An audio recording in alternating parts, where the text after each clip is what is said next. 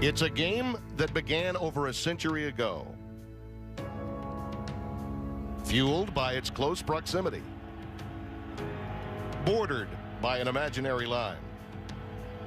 This Arkansas-LSU historic rivalry resides on both sides and has had lasting effects. To the loser, disappointment and disgust. To the winner, lifelong memories and a golden prize.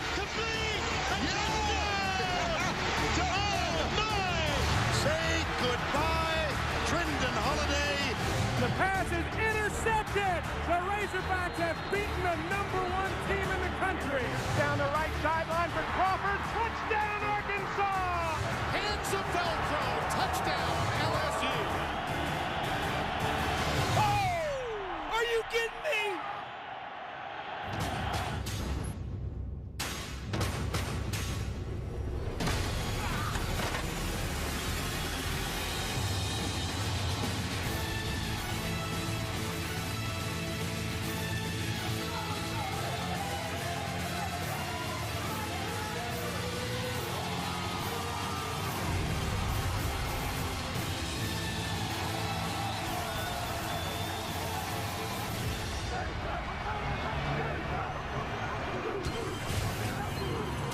For 16 of the last 18 games, LSU and Arkansas have met on the day after Thanksgiving. They began awarding the Golden Boot back in 1996.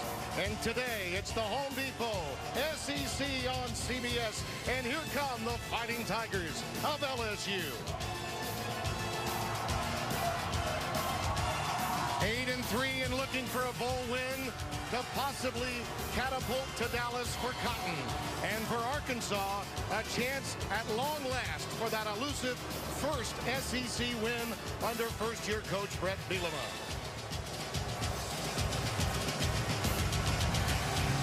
A look at the standings in the most powerful division within any conference in college football shows you that the Iron Bowl seen tomorrow on this dynamic holiday weekend of SEC on CBS action awaits. LSU looking to hold on to elite status and possibly a 10-win season. Hello, everyone. Tim Brando by my side is Aaron Taylor. And after all of that about rivalry weekend, it's also senior day, partner. Oh, buddy, senior day for me at Notre Dame. I was crying like a baby. Think about football. We're always trying to achieve something or do something or become something. But senior day is that rare opportunity where players get to reflect and celebrate what it is they've done and what they've been a part of. And for LSU, they are coming off perhaps their most balanced and prolific performance against Texas A&M last week. Yeah, they really wanted to prove a point after that Alabama game, and boy, did they last week against Texas A&M, Timmy. They controlled the line of scrimmage, pounding the football, averaging almost 6 yards per carry and running through arm tackles. They were dominant on that side of the ball, and Zach Mettenberger really rebounded. He's, had a couple tough games in the middle of the season, really efficient last week, and that defense, there's not going to be a shootout. They took it personally, and they absolutely shut down the best offense that we've seen in quite some time for Texas A&M. This is a rebuilding year for Arkansas, but for their first-year coach, Bret Bielema, one little trick he may have up his sleeve is in trophy games. He was a perfect 7-0 in the Paul Bunyan Axe, while the head coach of the Wisconsin Badgers, and he's down with the third member of our broadcast team, Christina Akra. All right, thank you, Tim. Coach, you told us earlier this week how important rivalry games are to the culture of your program. What steps did you take to emphasize that to your team this week? Well, it's a trophy week. We're playing for the Golden Boot. Great opportunity for our guys. Obviously, it hasn't been a great year in the one-loss record, but an opportunity today to make a statement about where we're at now and where we're going. You've taken the field for the final time this season. What was the message to your guys before you ran out? Take every snap for what it is. Play your unbelievable focus, effort. Take the fight from them. I don't want anybody backing down. Go out and have ourselves a little fun. Thank you, Coach. Good luck. There's a look at Alex Collins, the freshman of influence from Fort Lauderdale. Young man will eclipse 1,000 yards and has a chance to become the record holder for freshmen all time at Arkansas, passing the great Darren McFadden, who was on this field back in 2007, the last time the Razorbacks won in Baton Rouge. Magnificent day here in Baton Rouge, the capital city of Louisiana. Chamber of Commerce. Hot boudin and cold couche kind of afternoon. 58 degrees. It'll get into the 60s before day's end. LSU won the toss, deferred, and will be kicking off. James Hairston will handle the duties. And Corliss Marshall, a do-all running back and would-be defensive player for Arkansas. They've got really three outstanding backs that they can utilize. As you look at Les Miles, hard to believe, but already now his 13th season overall, 9th at LSU, and the kickoff is going to go through the end zone and will be a touchback. The Razorbacks will take over at their 25-yard line. Take a look at the Chick-fil-A starting lineups offensively for the Razorbacks, led by Brandon Allen, a homespun star from Fayetteville, has been banged up, a shoulder injury earlier this year. Also gashed a leg along the way. You see the touchdown to interception ratio has been a bit of a problem, but he feels, in talking with him the other day, that he is now finally healthy. The calendar just worked against him to some extent. Kiero Small is the fullback, and dotting the I is the running back Williams. It's ahead for a couple of yards, and Lamine Barrow makes the stop. Weak side linebacker after a gain of 2 for LSU. Yeah, that's going to be something we're going to see a lot of this week. And for Arkansas, it's about running the football, and that means that their center, Travis Swanson, the 4-year starter who's making his 50th start, he and his line mates are going to have to control this line of scrimmage today so that Brandon Allen doesn't have to try and beat the LSU Tigers with his arm. 2nd and 8.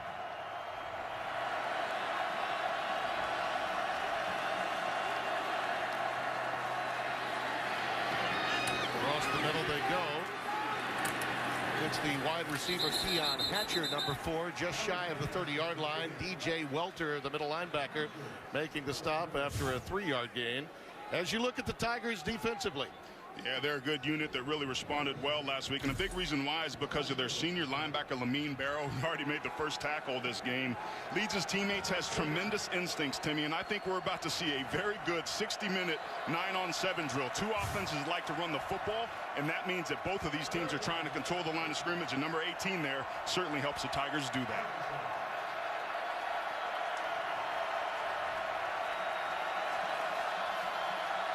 Third down and 5. Pressure coming off the corner, and the pass incomplete. That's another example of a missed opportunity as Hatcher, the intended receiver, ball thrown a little low and out in front, and it'll be a punt formation after a 3-and-out for the Razorbacks. That's one of those that, unfortunately for Arkansas, they've missed a lot of open receivers this year. Yeah, and one of the things that you want to do as an offense is simply get first downs and move the chains, and that was a blown opportunity. The ball was a little low and a little out in front of Hatcher, and as a result, they're punting to an offense that played pretty dang well last week. Sam Irwin-Hill punts it away, and Odell Beckham will take it on the bounce. Outstanding punt and kick returner for LSU. 51-yard boot, a 5-yard return. We'll take a look now at the Chick-fil-A starting lineups for the Fighting Tigers of LSU. Zach Mettenberger with a chance to get beyond the 3,000-yard mark, joining the likes of Rohan Davey and Jamarcus Russell. And you see the numbers. Boy, did Cam Cameron become the offensive coordinator just in time for Zach. Arguably the most improved quarterback in terms of increasing his stock for the next level in all of college football this season. Jeremy Hill dots the I.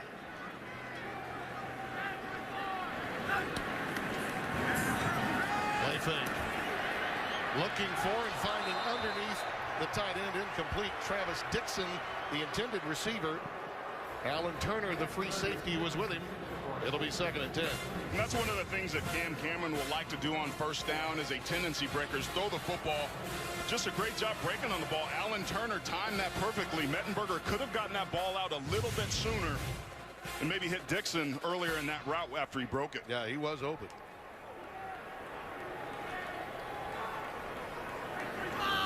Now I think we'll see their run game.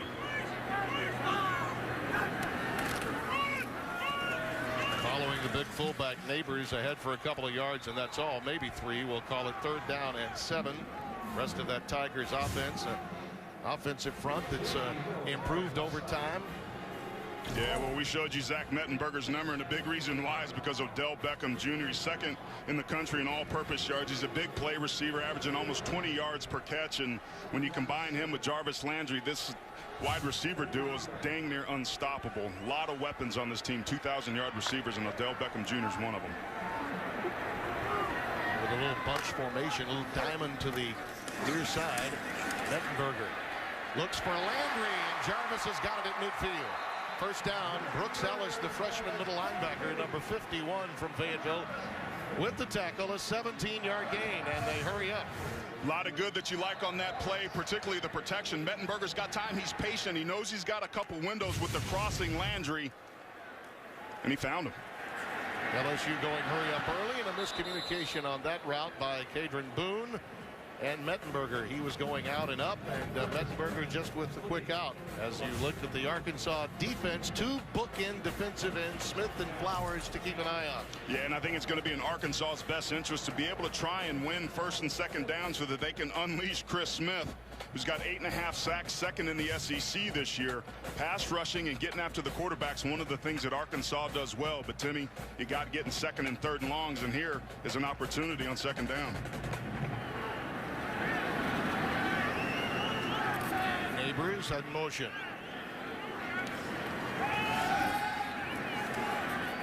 Mettenberger's pass incomplete. Going for the tight end, Dylan Gordon, number 85. Only 5 catches this season for the youngster from Edgewater, Louisiana, John Curtis High School, one of the outstanding high schools in South Louisiana.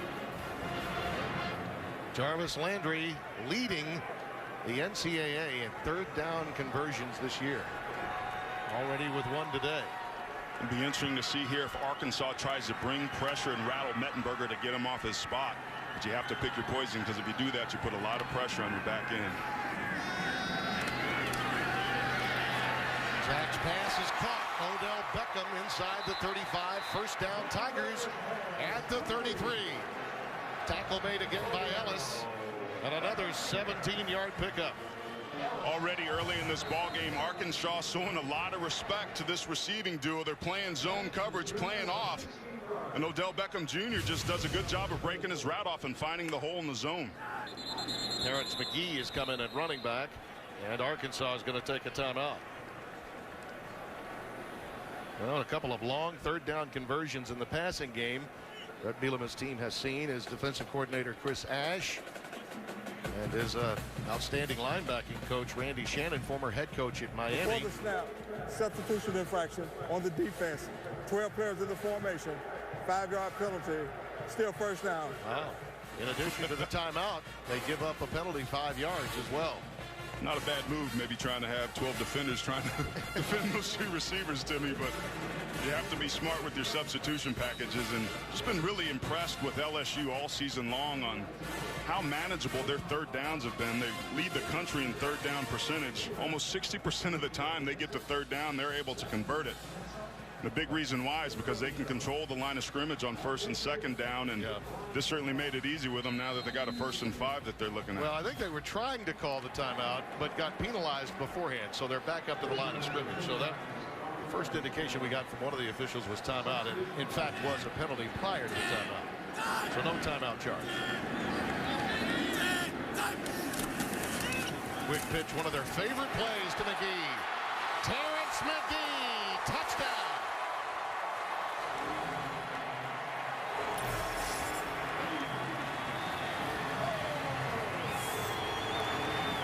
.29 yards. That quick pitch is a base play for Les Miles. They run it game in and game out. And Connor Neighbors just really did a good job of chopping down the play side linebacker. That's what this LSU team does. They run lead zone, weak side lead power. The fullback will take you to the promised land in this offense, and Neighbors certainly led the way on that last one for the early touchdown for McGee. Colby Delahousse out of the hold of Seth Rouget for the extra point.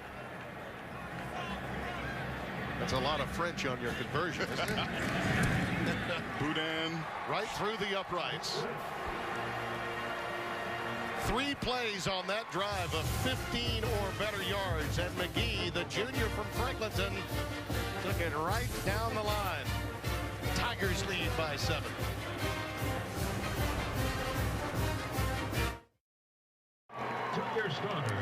One of the 14 seniors on hand here today, quarterback Zach Mettenberger. And I think that in our conversation with him the other day, Aaron, refreshingly depressed about what was in store for him. That's the way to sum up the conversation. No, it's rare that, Tim, we get a chance to see players take off the mask and the armor, but that young man right there, Zach Mettenberger, was very aware of what today meant, and you almost got the feeling that he wished he had more time. Yeah, he said, you know, having played here at LSU and enjoyed it as much as I have, and to get Cam Cameron as my coach for 1 year, he did catch me at the most mature time of my collegiate career, but you could just hear in his voice and see in his posture that he wished the calendar could work the other way for just maybe another 12 months or so. Yeah, there's no question. All of us wish we had another time. I've got a couple years of eligibility left in me to see if I can get back out there, but such a special time and such a special influence and relationship that he and Cam Cameron have. I think I would have been interested to see him have a little bit more time as well. That was a 70-yard, 1-minute, 59-second drive as the kick by Hairston goes to Corliss Marshall, and here comes the speedster. He can go now. Markers down as Marshall sets sail. They will likely bring this back, but how about that speed, huh? 100 yards, but a marker down at the 31-yard line.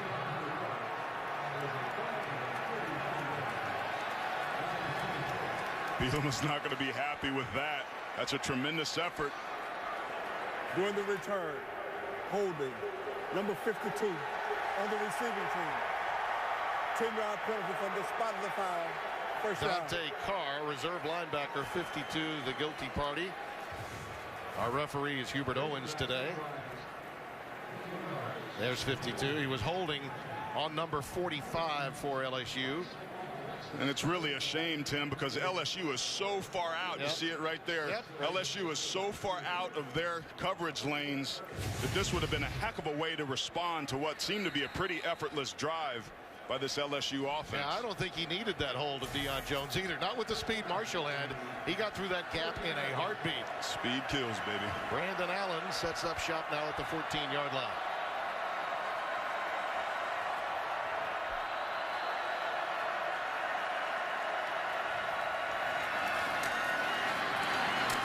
LSU has surrendered some yards through the middle of their line this season. Jonathan Williams, 32, the sophomore from Allen, Texas, is met by Quan Alexander after an 8-yard gain. Second and 2 coming up. Both of these offenses run very similar styles of offense, very physical at the line of scrimmage. That was just a lead that time, and Kiro Small, the fullback, one of the leaders of this team, had an excellent block. But stretch, power, counter, draw, shifts, trades, motions. This is Wisconsin South here. Oh, absolutely. For the Arkansas offense. 5 or more yards on first down makes Arkansas a much more difficult team to defend. They fake the option, and it's wide open across the middle. Keon Hatcher wrestled down at the 35-yard line. Now, remember, LSU is starting Ricky Jefferson, the freshman, his first career start at safety in place of Corey Thompson. They're going to test that perimeter today. Yeah, there's no question, and great play call there on second down, running the fake naked pitch and just hitting the post pattern across the middle. LSU today, Tim, is going to have to play with tremendous eye discipline. As heavy as Arkansas likes to run the football, they have to be able to be disciplined and not get beat like they did on that last one. 43 yards on that play, and we may have had, Jamarie Rasco with a little verbiage as he crosses the line. Whether we had encroachment or procedure, it appears to be the preliminary indication is that it's against LSU. Eagle Ferguson, number 9, may have been guilty. Offside. Defense, number 90. 5-yard penalty. First down. Anthony Johnson, actually, number 90 rather than number 9. This Arkansas team with so many underclassmen. Look at where the productivity is coming from in this team. There's no question the future's bright with the offensive skill players that they have, but the only way to get out of this hole for Brett Bielema is to recruit his way out of it, and that means offensive and defensive linemen. On 1st and 5, Ferguson met Williams quickly that time. Ego got all of that one.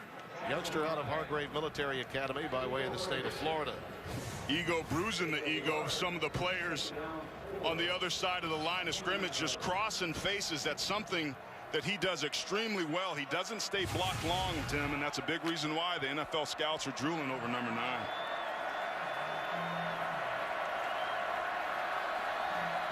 Second and 4.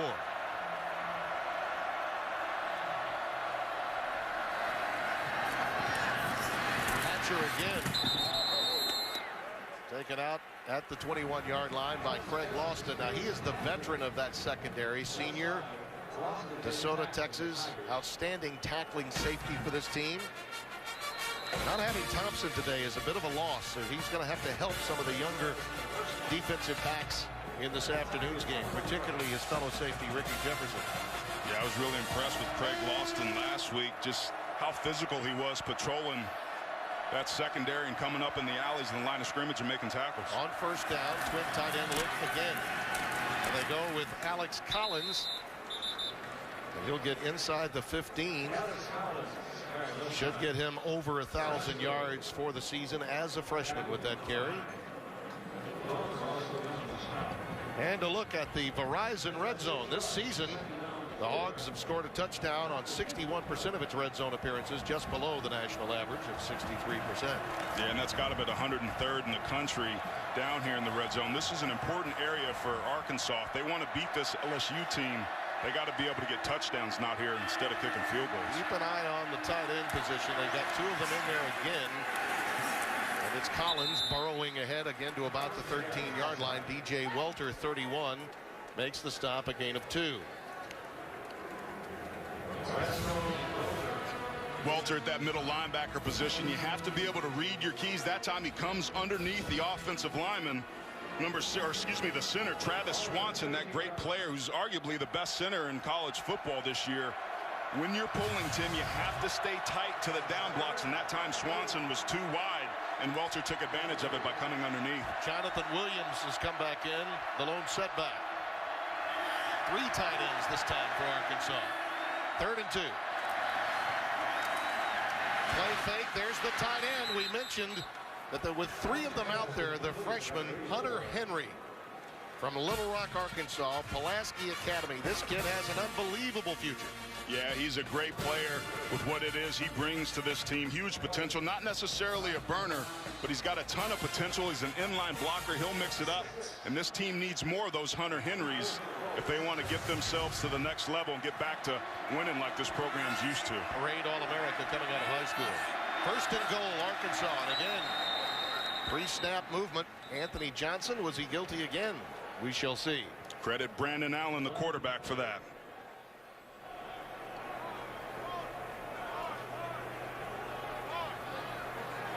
Good hard count there. Offside. Defense. Number 90. Yep. Half the distance to the goal. Still first down. Anthony Johnson, the junior from New Orleans.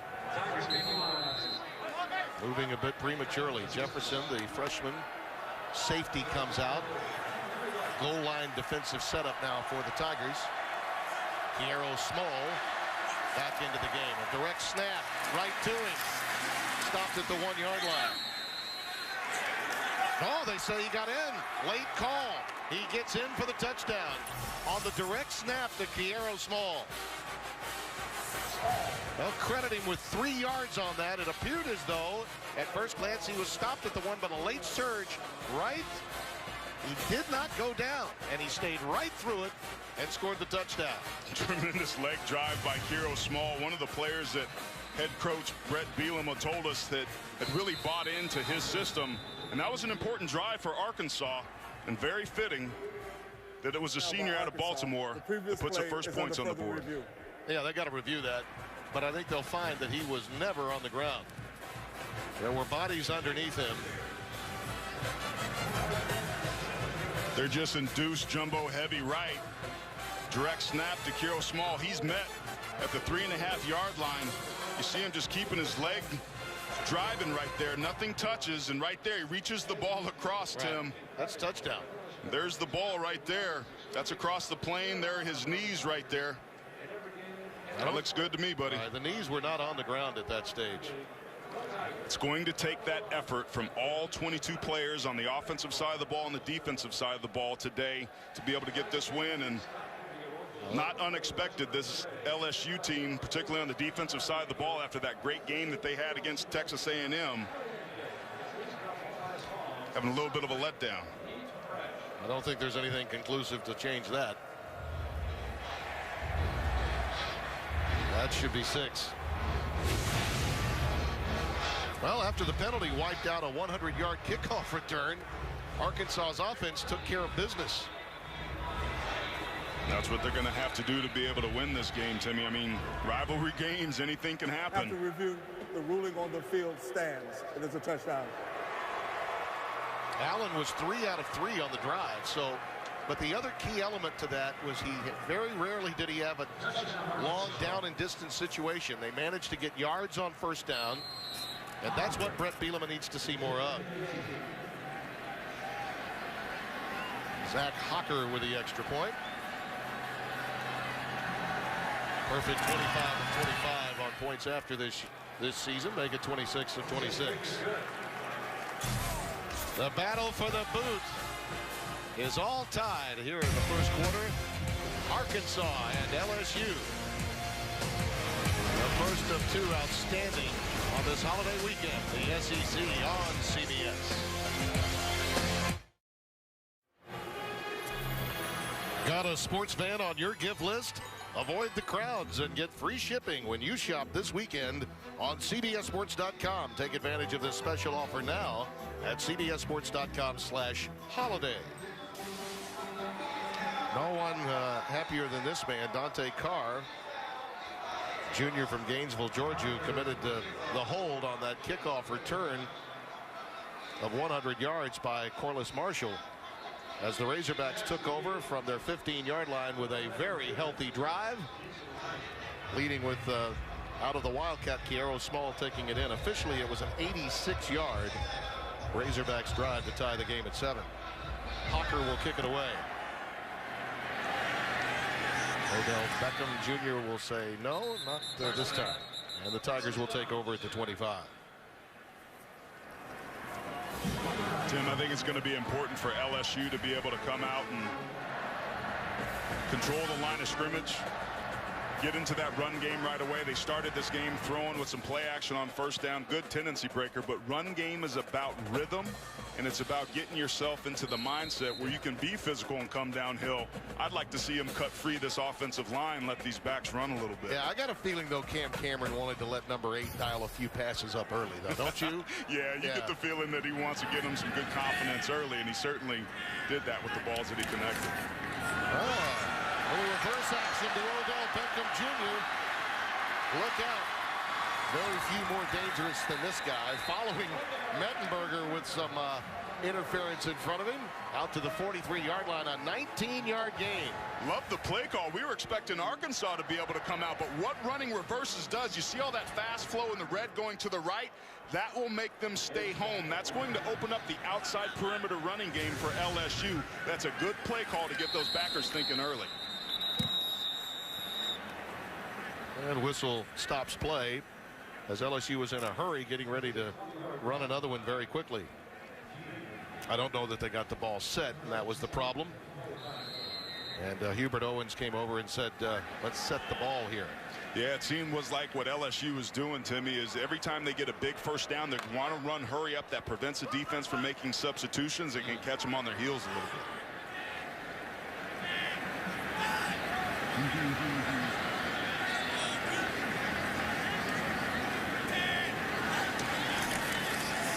Jeremy Hill. He gets it to midfield. Pickup of 5. And let's go back to the studio for this Liberty Mutual Infinite. Very important game indeed. Thank you, Adam Zucker. We'll be checking in throughout the course of the day as he's in Studio 43 with Brian Jones and Spencer Tillman. Quick pitch again to Hill. Jeremy has the first down to the 40-yard line of Arkansas. Eric Bennett wrestles him down. Gain of 10.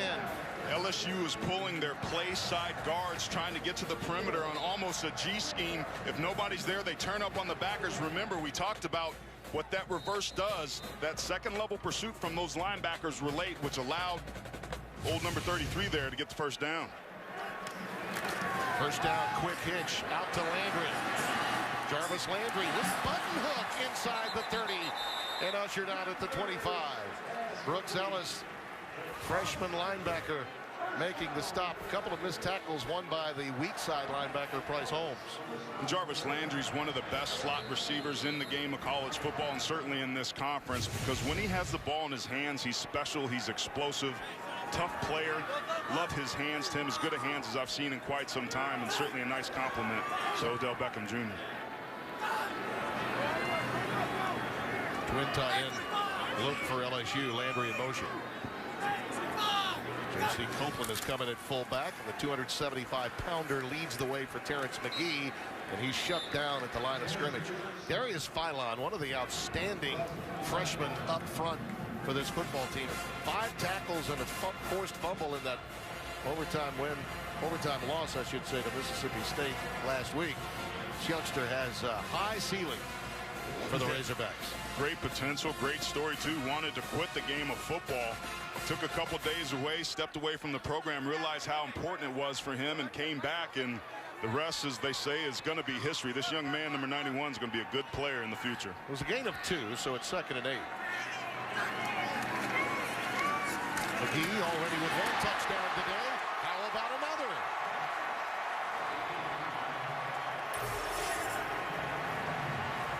Boy, you talk about caving in the left-hand side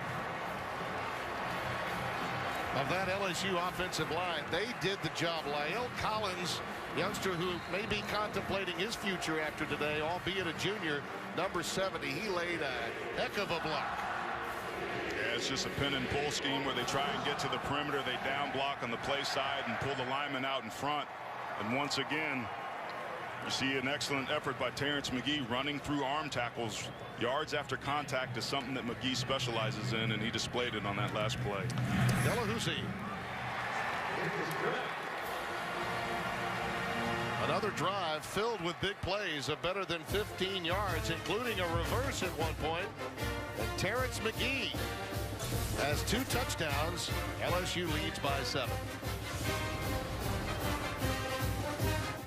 Consecutive national championship. It all begins with 2 outstanding shows to preview it for you. An hour in length.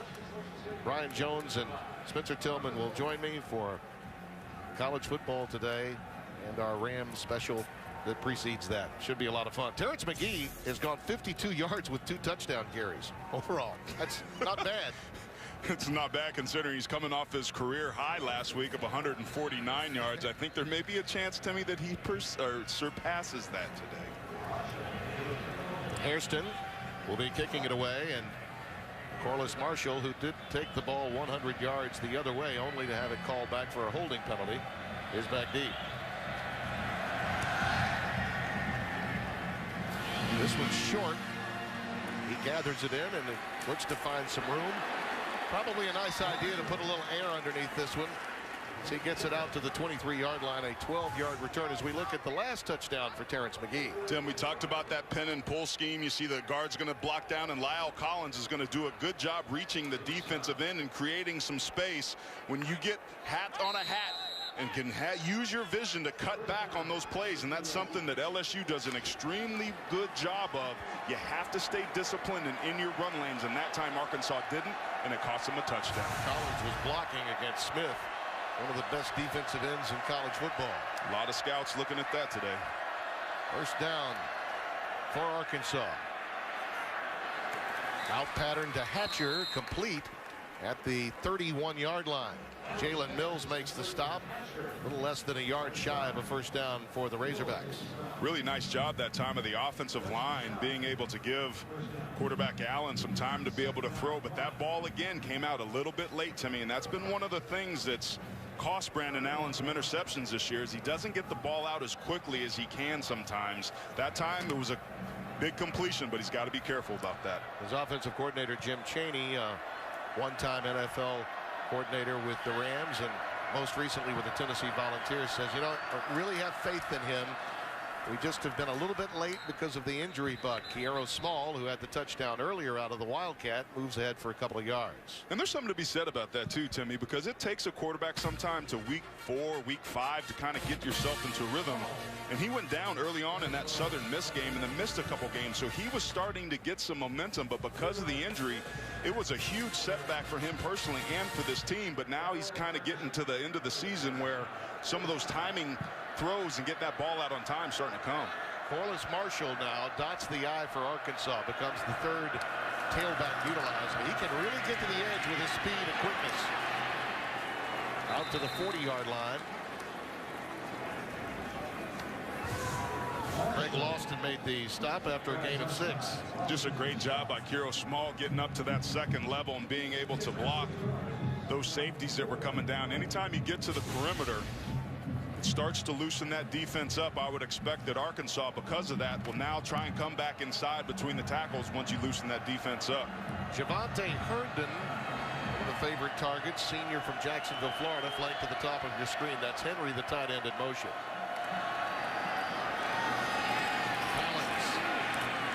Got those short, choppy steps. Ball comes out a bit late, though, but it's recovered by Arkansas. DJ Welter made the hit. The recovery made by number 69, David Hurd. Out of West Monroe, Louisiana, number 69.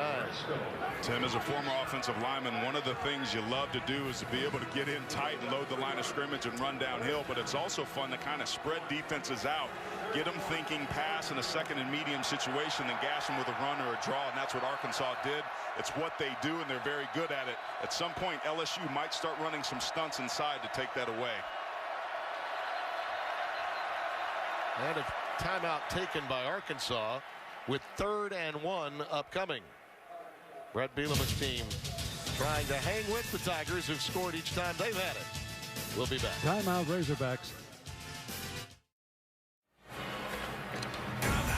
Tonight, superstar Garth Brooks performs your favorite songs at a concert event live from Las Vegas. Tonight at 9, 8 Central, only CBS.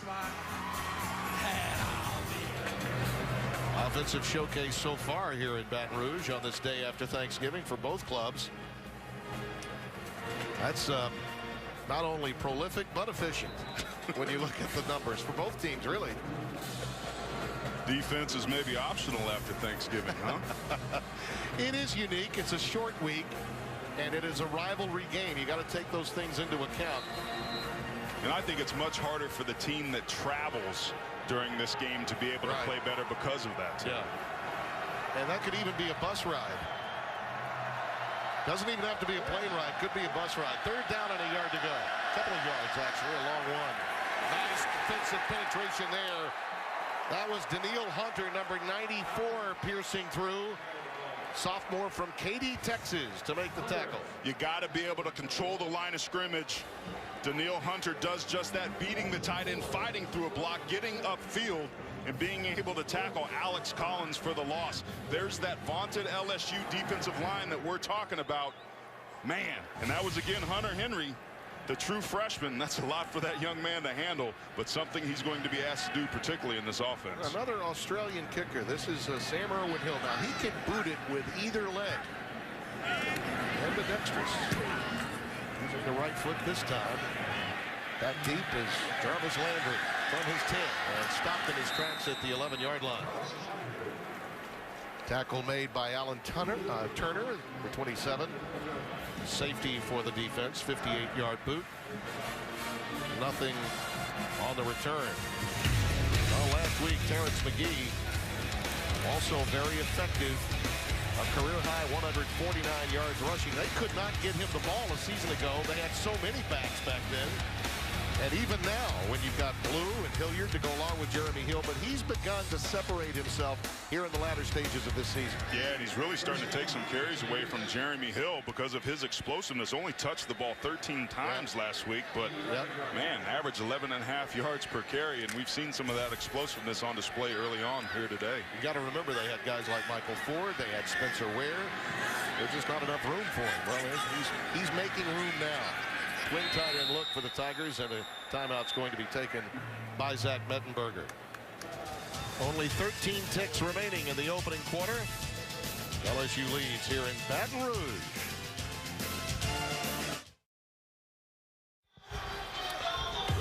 Sibling rivalry has never been so fierce. Will Arnett, Margot Martindale, and Bo Bridges star in TV's new #1 comedy, The Millers. Thursday after The Big Bang Theory, only CBS.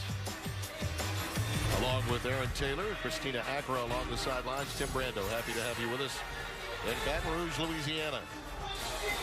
You got to be in the band. You got to have rhythm, not just a horn. You got to have some rhythm too. Hey, those dudes are dancing their tails off. To what song? I don't know, but they're getting it. I'm a little surprised you didn't know that. No, I'm saying they're all. The tune is what I'm talking about. I know this tune. I'm saying they're dancing this, and they must have headphones on. First down for LSU as they begin at their 11-yard line. Could be the final play of the first quarter.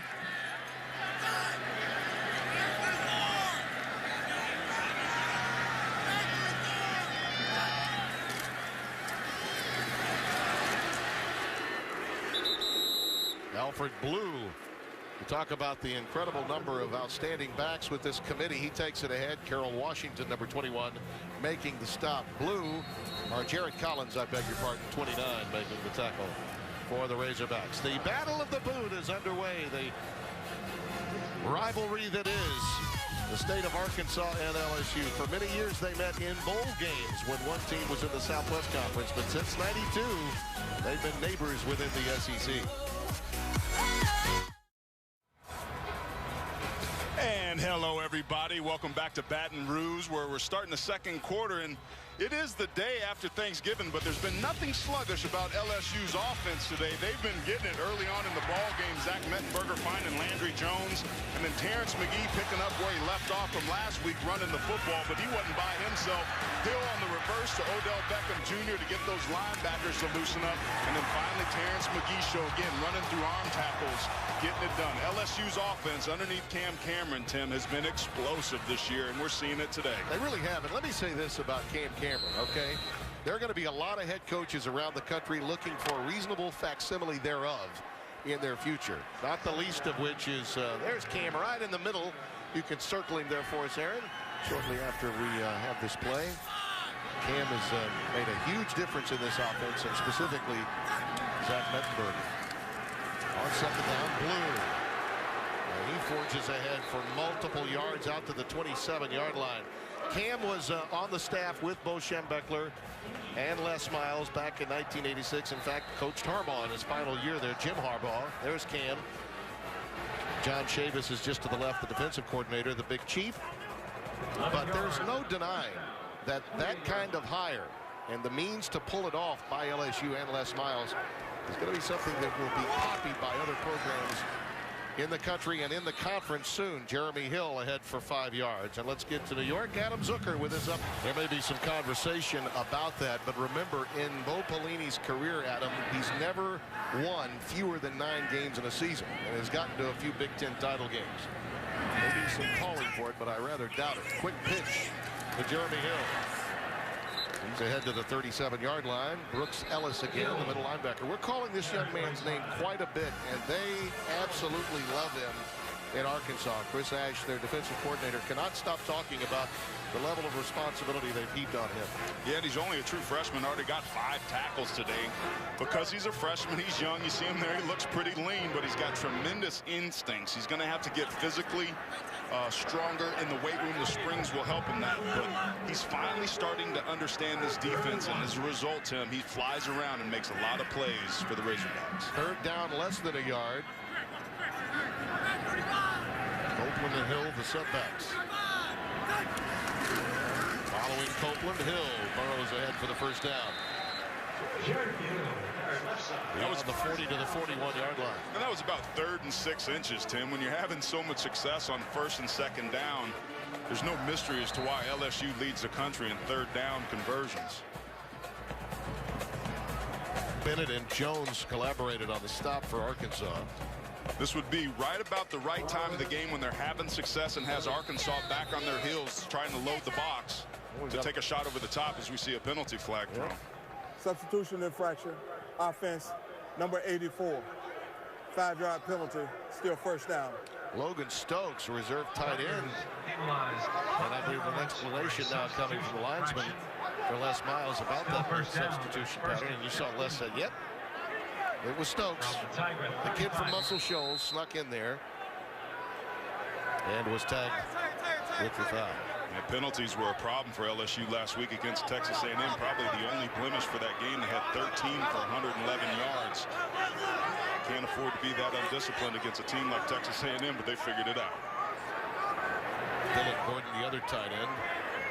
Thanks out to the top of your screen. Mettenberger in trouble. Not known for having quick feet. Zach decides to live to fight another day as Jones comes through. Brian Jones with the tackle, the big defensive tackle for Arkansas. It's lined right up over the center. Just a extremely strong and powerful club move by Brian Jones, a 6'2", 318-pound senior. And you see what pressure does. It helps your back end because here comes Jarvis Landry across the middle of the field, wide open. That's what pressure up front can do to you, Tim. We talked about it. That's Arkansas's strength, and they showed it on that last play. First negative play for the Tigers all day. It comes after a 5-yard penalty. So it's 2nd and 25. Pressure off the corner, a little middle screen out to Jeremy Hill. And he's ahead to the 34-yard line. Again, Brian Jones makes the stop, 7-yard gain. My guess is this Brian Jones is a little more quiet than our Brian Jones. But they're about the same size, though, Tim. Look at him. Same gut. Now, I called some of his games at Texas. He would beg to differ with that. Brian Jones was an excellent football player. We actually played against each other when he was with New Orleans. We haven't found that tape, but I'm very much looking forward to when we can. 3rd and 18. Mettenberger looking for the sideline route to Landry, but he was well defended. Actually, that was Traven Doral, 83 rather than Landry, that was trying to run a streak down the sideline. Yeah, and there was little pressure in his face, too. Yep. Trey Flowers came across the middle in the center. Elliott Porter. Yeah, Doral gets pushed out here by DJ Dean. And I think that's the way you have to be able to defend these explosive receivers is be physical. Take the game to LSU, and Arkansas is doing that early. Jamie Keene boots it away, and it's taken on the bounce by Javante Herndon, and he spun down at the 13-yard line. Well, the Tigers for the first time went the other way. Forced a punt formation for the first time. Razorbacks have it with Brandon Allen when we come back.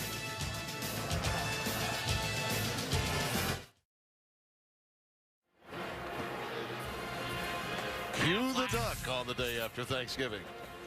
How many states, our Aflac trivia question, how many states have hosted the Arkansas-LSU game? Now, it'd be easy, obviously, to think 2, but if you dig a little deeper into the history of this rivalry and where these 2 teams have been located from a conference standpoint, it might be a little different. Well, I looked up the answer, and I got it right with my first guess. Oh. It was a 100% guess, but it happened to be right. That's how I made it through college, Tim.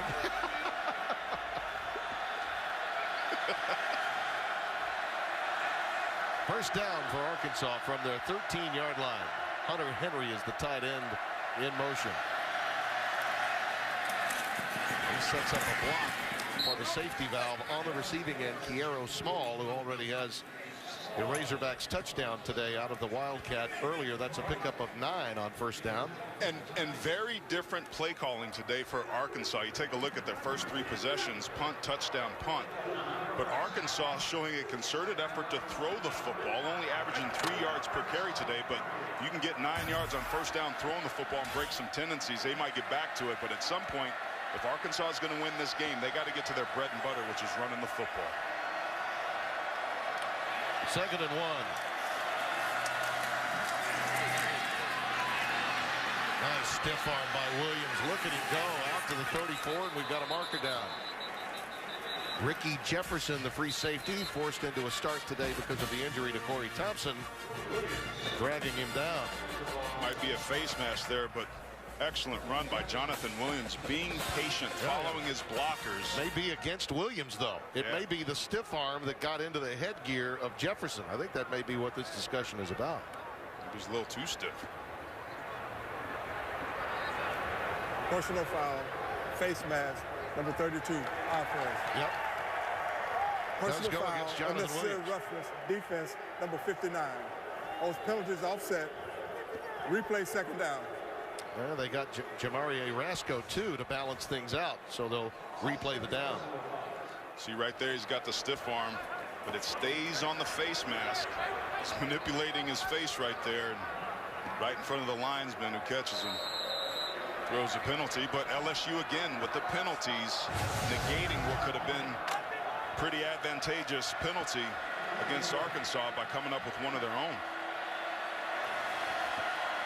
So we're back to 2nd and 1. A do-over.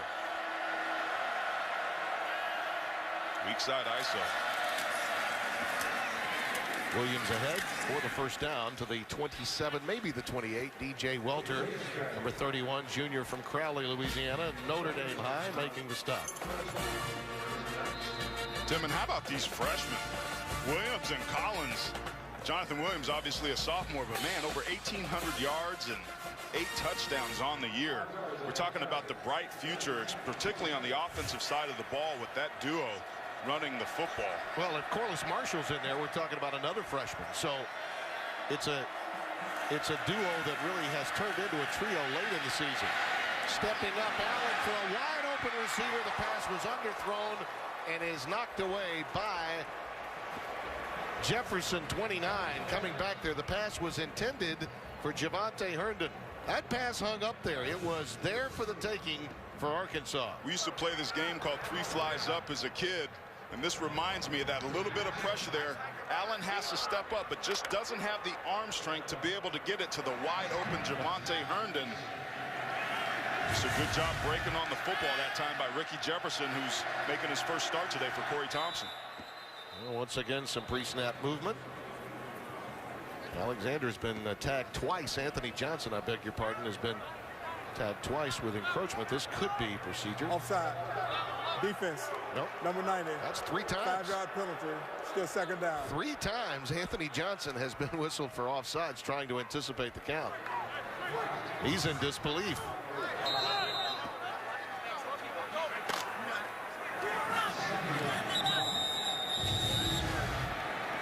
He's arguing that he's being drawn.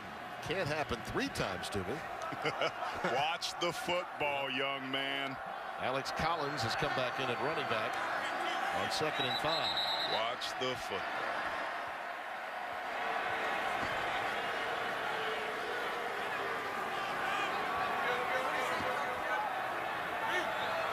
Second and 5, Tim, is the hardest down besides 1st and 10 for coordinators to defend because of the options that you have from a play calling standpoint.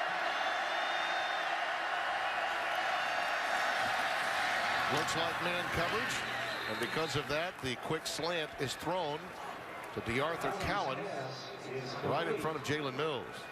Yeah, and that's one of the things that defensive coordinator John Chavis would like to do. He likes to run a lot of press man, put some pressure on the athletes, the best athletes on the field on that defensive side of the field, and his units typically have an opportunity to respond as we're taking a look at him right there. When all else fails for John Chavis, run man coverage and blitz.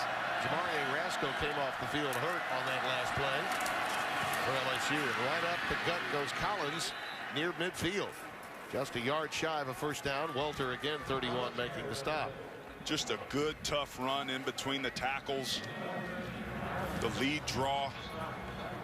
Following your offensive lineman, following your fullback, getting a hat on a hat. This is that run game that we talked about Arkansas needing to do. They're throwing just enough to keep LSU honest. But again, this is a team that's averaging over 200 yards per game running the football. They want to take it downhill. Jordan Allen, number 98, has come in for Rasco. Man, whole left side of the field's wide open. Okay, they bring somebody down on the line. 2nd and 1. Don't think he made it. Just shy of midfield. Lamine Barrow making the stop. Young man from John Aaron High School and senior that we talked to the other day. This is a very meaningful game for him.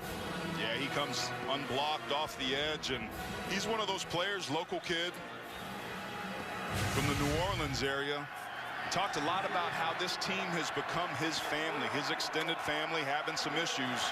But this is 3rd and inches, Timmy. Arkansas desperately needs to get this, especially with the ball at midfield, and keep this drive going. Small is the up back.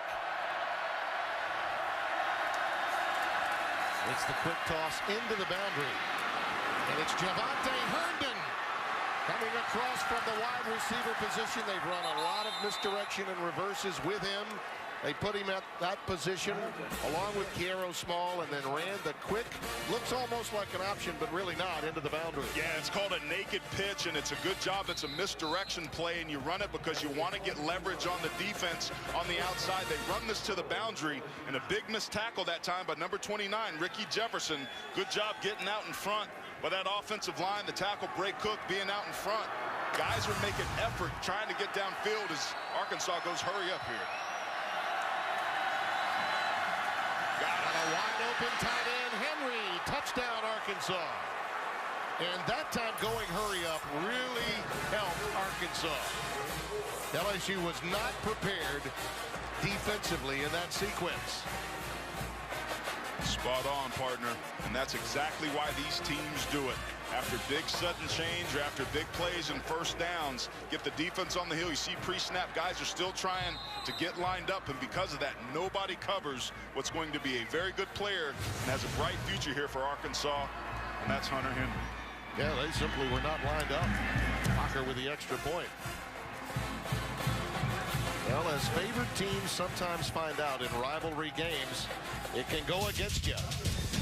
Razorbacks playing loose and throwing all of the opportunities they have in from that offensive standpoint.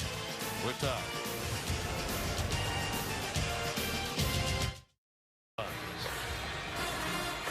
along with Eric Taylor and Christina Ackman, Tim Brando here in Baton Rouge.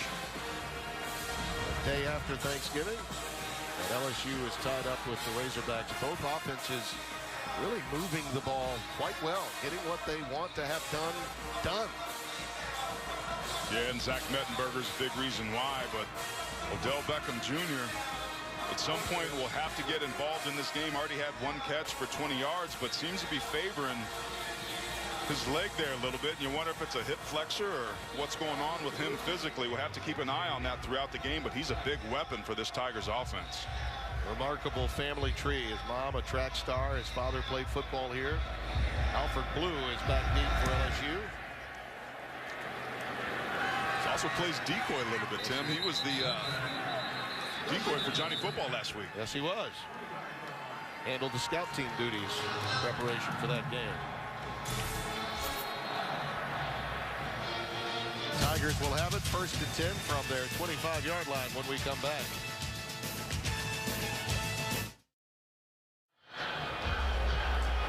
Welcome back to Tiger Stadium. We've got a tied ball game here, 14-14, and one guy to keep an eye on, like the guys mentioned, Odell Beckham Jr. is apparently still dealing with a sore back that he suffered in that game against Texas A&M. He did go in the locker room briefly. He is back out here doing some minor stretching, kind of favoring the back. He's been on the bike, doing some high knees, but guys, definitely keep an eye out for Odell Beckham Jr. and that sore back he's dealing with. Well, they use him so much, Christina. Thank you. A second in the nation in all-purpose yards. And what a valued commodity someone like Odell Beckham is. And like Jarvis Landry, no one goes to the ball in the air any better than Odell Beckham Jr. First down for LSU from the 25. McGee is the setback, and he takes it. This one will be for negative yardage. First time. He had 2 carries for 52 and 2 touchdowns earlier. Loses a yard that time.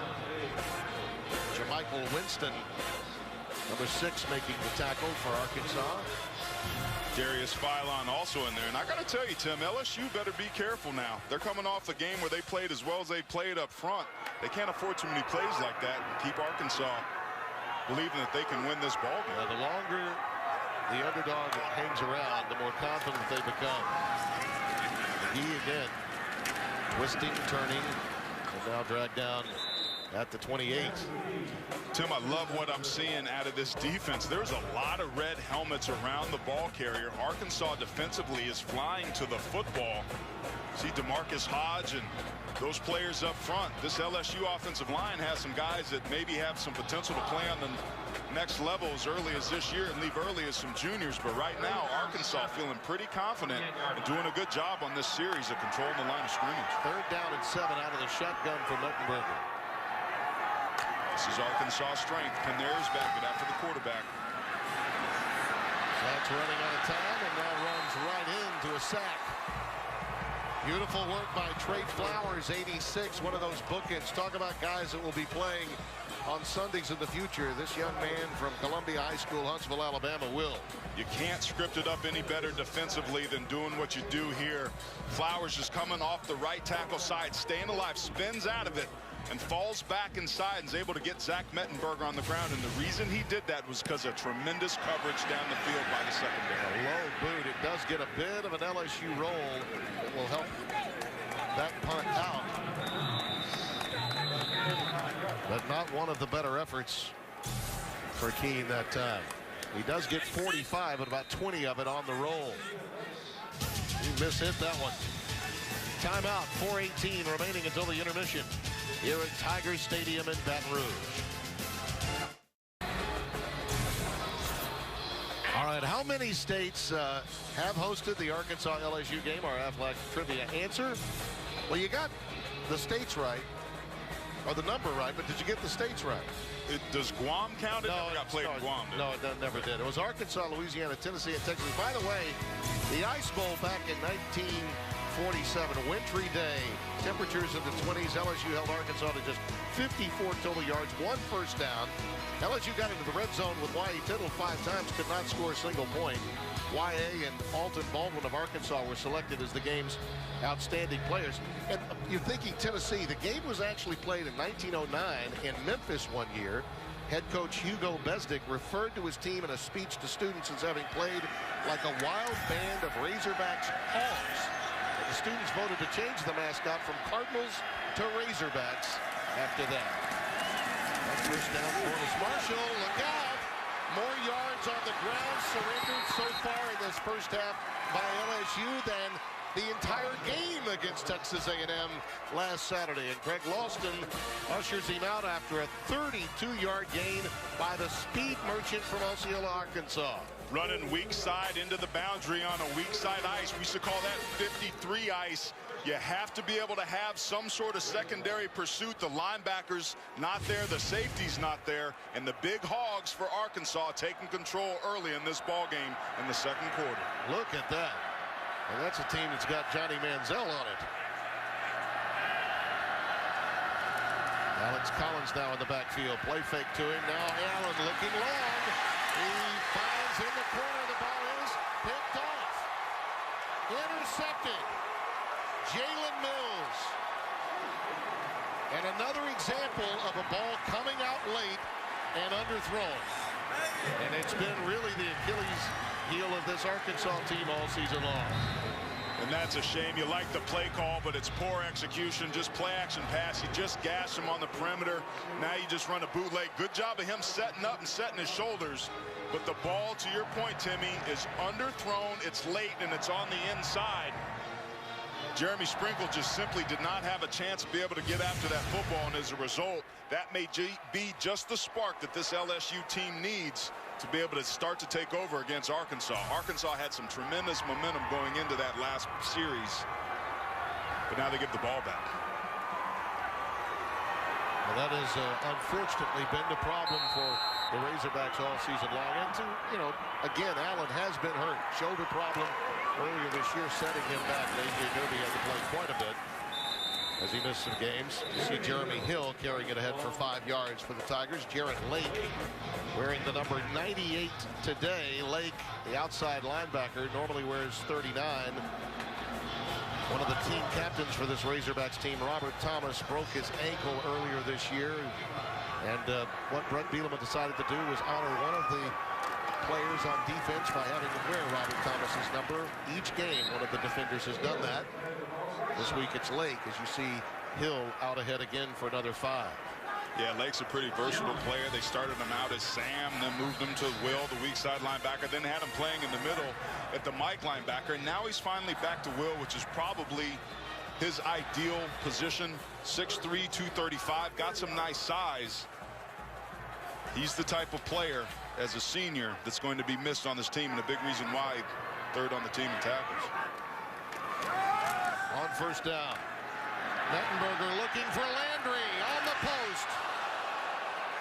Just a bit overthrown, isolated with Tevin Mitchell, number 8 for Arkansas.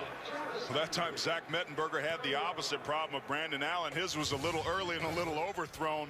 But we talked about Jarvis Landry just driving into the receiver. Good move inside. Anytime you can get behind and inside on a post route, it should have been a touchdown. Really nice job of running that route against Tevin Mitchell.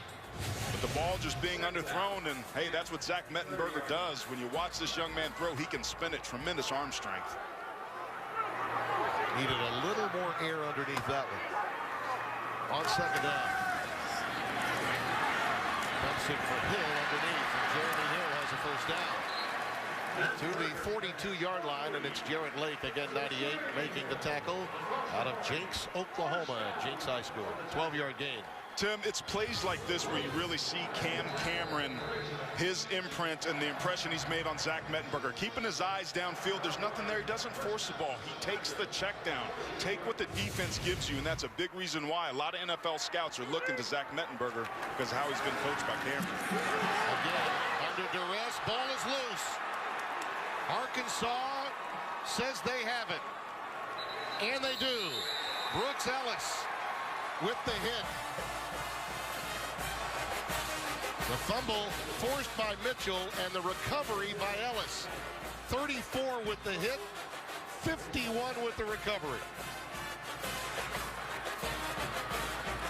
Arkansas this year has had 25 sacks coming into this game, and ball security is of the utmost importance. And this is, if you're an Arkansas team, this is what it is you try and do. They just run a double weak side cross dog. Yep. Pressure off the outside edge. That offensive line of LSU that played so well last week lets guys come free, and Zach Mettenberger in that hole. He's got to feel that pressure. It's right in his face. Doesn't have time to react and tuck that ball away. Mitchell does a good job drawing it free. So the Razorbacks with a tremendous opportunity before the half to take the lead. Jonathan Williams in the backfield, and he'll carry it forward to about the 26, where forward progress is stopped. Gain of about 3. Welter, 31, the first to make contact. This is basically like a do-over for Arkansas. They threw an interception in the end zone, gave the ball back to LSU, but their defense for Brett Bielema is starting to show up and make plays. This is what you have to do. There is some talent on this Arkansas team. I think for Brett Bielema to be able to get a win today against this LSU team, this is a season saver if the Razorbacks can pull off, especially coming to this game being 24-point underdogs. Look at those rushing yards. Now, understand that in college football, sacks count against your overall rushing game, but still, that's a lot given up as you see that pass incomplete, intended for Herndon, knocked away by Rashard Robinson, the freshman who was the SEC Freshman Player of the Week for the job he did against Evans, Mike Evans of Texas A&M, right here on CBS this past Saturday. I mean, that was pretty gutsy of John Chavis to start Rashard Robinson against Mike Evans, but what a good job that he did being able to do it. This is a big third down again for Arkansas. Watch draw, watch screen from this formation.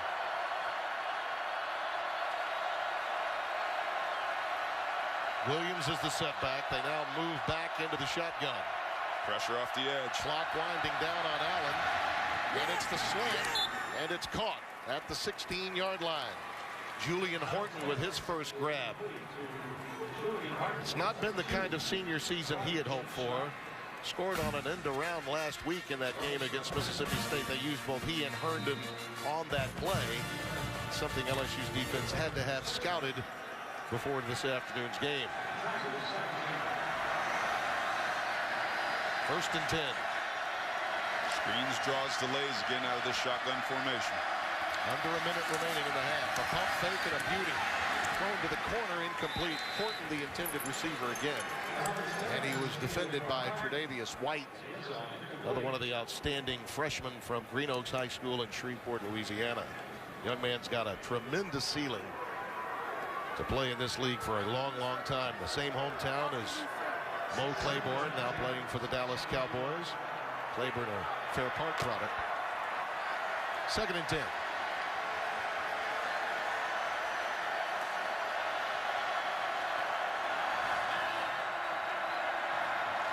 Twin tight end look for the Razorbacks. Play fake again. They go the opposite way to the tight end, Henry.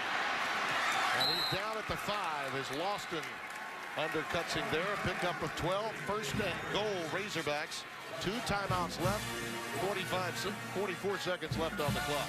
Very impressed by the play calling of Jim Chaney because of how difficult LSU makes it for you to be able to run the football when you get down low. John Chavis doesn't like to be run on.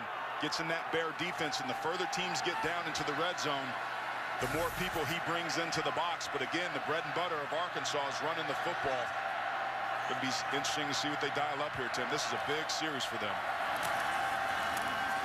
Williams head to about the 2, and down there you saw the graphic moments ago, the numbers in the 2nd quarter. It has been owned by Arkansas. 136 to 24 before that play, and the timeout taken with 13 seconds left.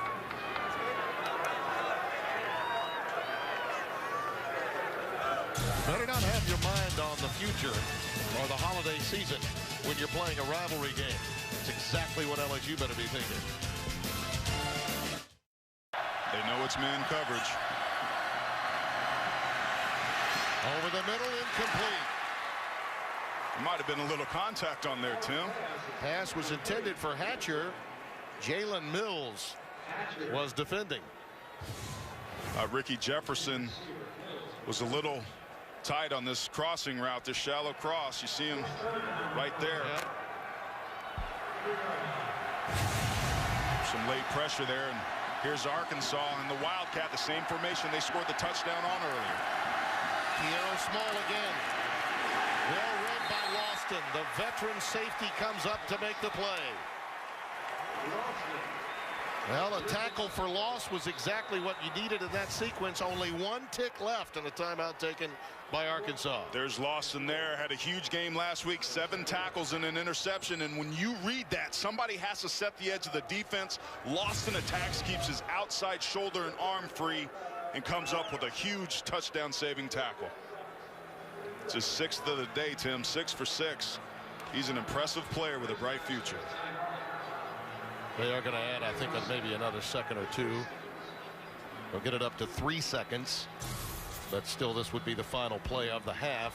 The field goal try coming for Hocker, who has been outstanding in field goals this year. 11 out of 13. Only 1 blocked. A little surprised they didn't throw it there. Might have gotten two plays in rather than 1.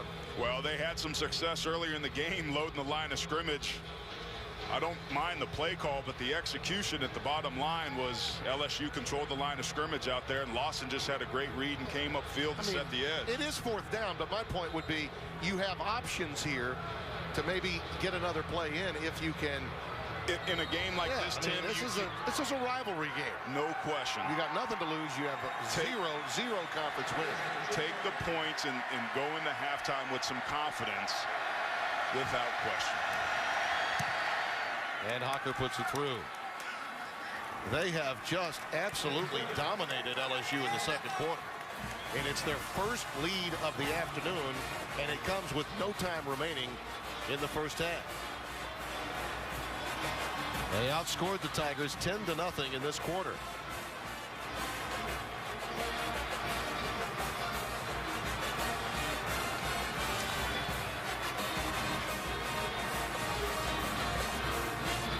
Well, that's the end of the 1st half with our score 17-14. Let's go to our studios now and Adam Zucker. Adam?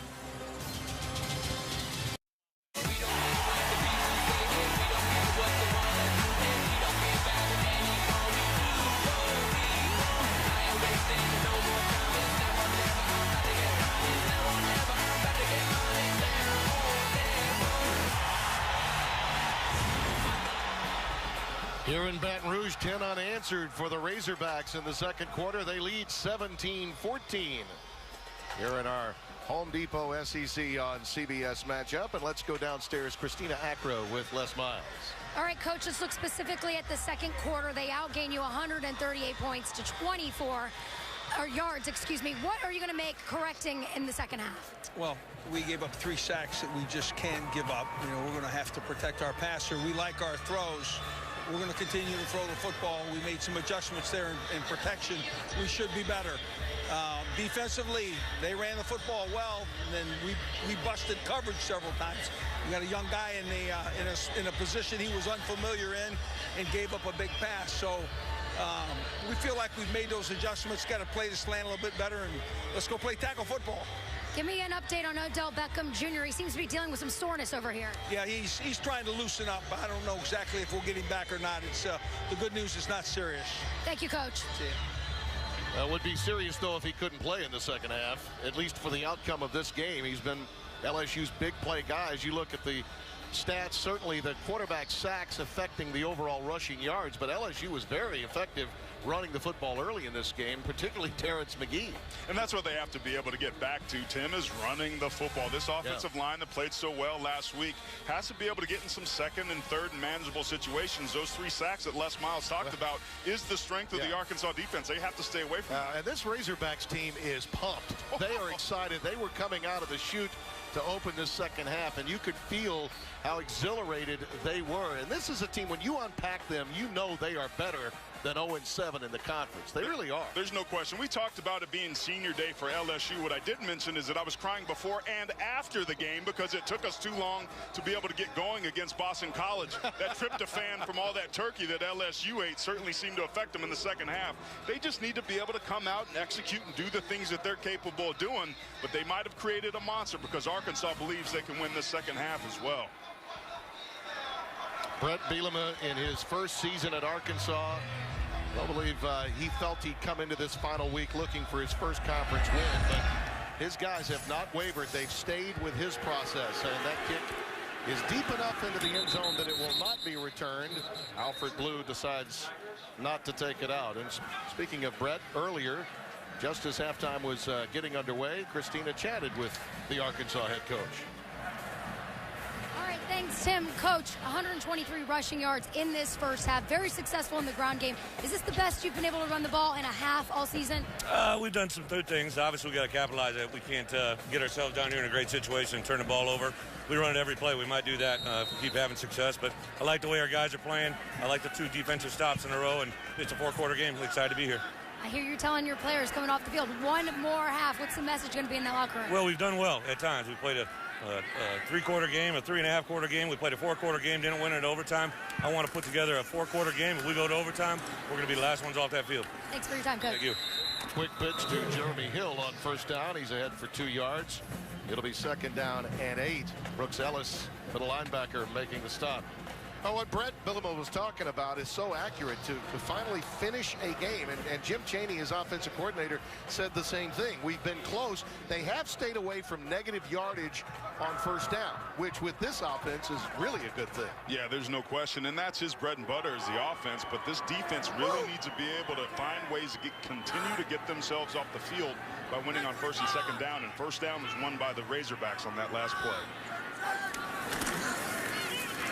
Hill following Neighbors, the fullback, and the late burst gets him beyond the 30 to the 32-yard line, and the tackle made by Darius Philon. And I like this, Tim. I mean, LSU starting this second half, trying to run the football. It's about rhythm. There's nothing worse than an offensive lineman coming out all lathered up and frothing at the mouth and having a pass block. When you're run blocking, you're aggressive. It's downhill. When you're pass blocking, it's passively aggressive. But here they may need to throw on 3rd down, but watch the screens, draws, or delays as well.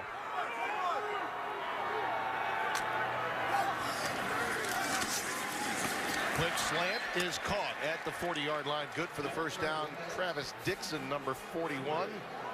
Tight ends coach Steve Ensminger, a former LSU quarterback in 1979 with David Woodley back in the days, high on his tight ends, but they haven't used them in the offense quite as much in recent years. As you look at Odell Beckham Jr., Doesn't appear ready to get in anytime soon, does he? No, especially with that hat on. He's trying to keep his body temperature up in that core temperature.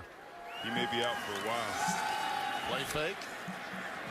They go to Neighbors, the fullback, coming out of the backfield. He's ahead to about the 43. A negligible gain. Braylon Mitchell making the stop. He's the guy that forced the fumble, you might recall, of Mettenberger, which enabled Arkansas the chance to get that late field goal to take the lead. Yeah, and that was really kind of the secret to the sauce for Arkansas in this first half, was kind of bending but don't break. They gave up some big plays, but they also made some as well, as we see a flag on this play. This one may be coming back to me. Hill is ahead for first down to the 42, but we will check that marker thrown in an area where either a hold, two flags are actually down, thrown in different locations. Zach may have gotten into that rarefied air of over 3,000 yards with that last completion a moment ago.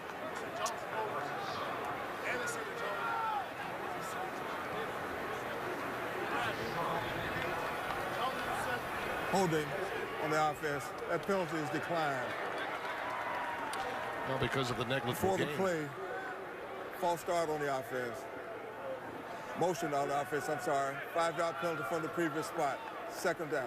So they'll take the first penalty. I talked about it a moment ago, and there it is. Over 3,000 yards. Third quarterback in school history to have achieved it.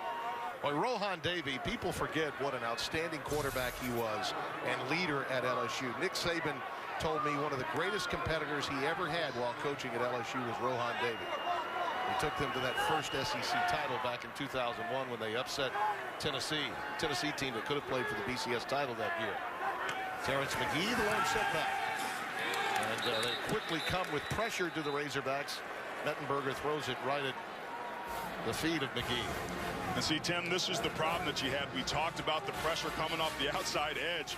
Great move by Trey Flowers, navigating, coming off that outside edge. They run the back at him. They're trying to run a screen. McGee kind of gives them the okey-doke on the quick faux block there, but because of Flowers' quickness, he was able to get back there so fast that it disrupted the underneath screen. 3rd and 12.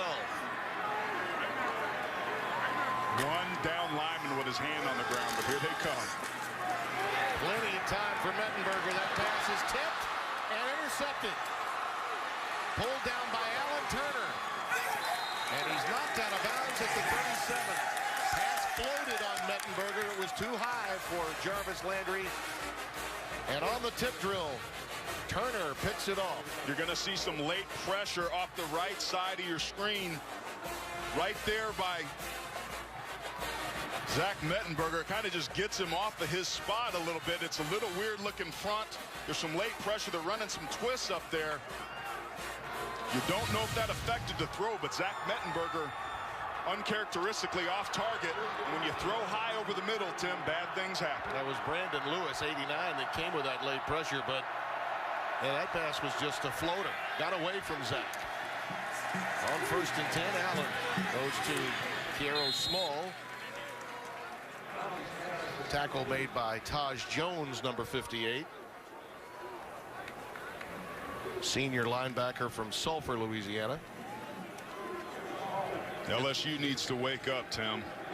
They're playing lethargic and they're playing bad, and they're leaving too much slack in the line for a team that desperately needs a win. This could save Arkansas' season if they beat them there, and they keep giving them short fields by turning the football over. On 2nd down, there's a wide open opportunity for Jonathan Williams. He got past the initial LSU surge, and then once he bounced off, he was able to set sail for 18 yards. The missed tackle by Jones, 58, enabled him to spring forward. Keep your eye on Kiero Small, the fullback. Just a delay draw, bam! Getting right up inside there, creates the seam and a two-way go. And how about the flexibility and the agility and feet of Jonathan Williams to be able to spin out of that? Boy, I tell you what, Timmy, the Razorbacks are taking it to the Tigers right now. 3 tight ends. Williams, the lone setback, he takes it towards the boundary. And is stopped about a yard behind the line of scrimmage by Daniil Hunter, number 94.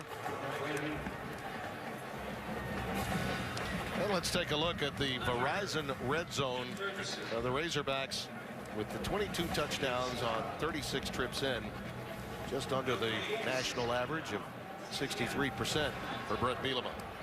It's going to be a real confidence building victory for him. No postseason opportunities, so no additional practices, but recruiting could get off to a great start with a victory here against LSU. Watch the stretch play. Play fake. Allen with all kinds of time looking for Henry, the tight end, who was well defended by Tredarius Wright, number 16. Tredavious is awfully good. So is Lamine Barrow. Barrow was back there too, number 18.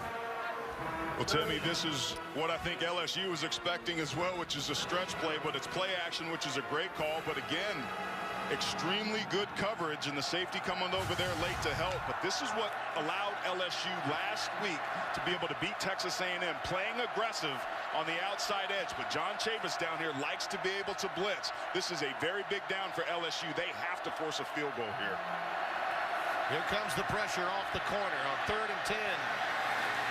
Deion Hatcher on the receiving end in front of Lawston. He is stopped at the 11-yard line. So 4th down and 2 coming up. Decision time. And they're going to bring in their kicker, Zach Hocker, to boot it through and get a 6-point lead. Assuming that they make it, Tim, but we talked about it at the beginning of the game. Field goals were not going to beat this LSU team, particularly with as explosive as their offense can be. 28 yards to try.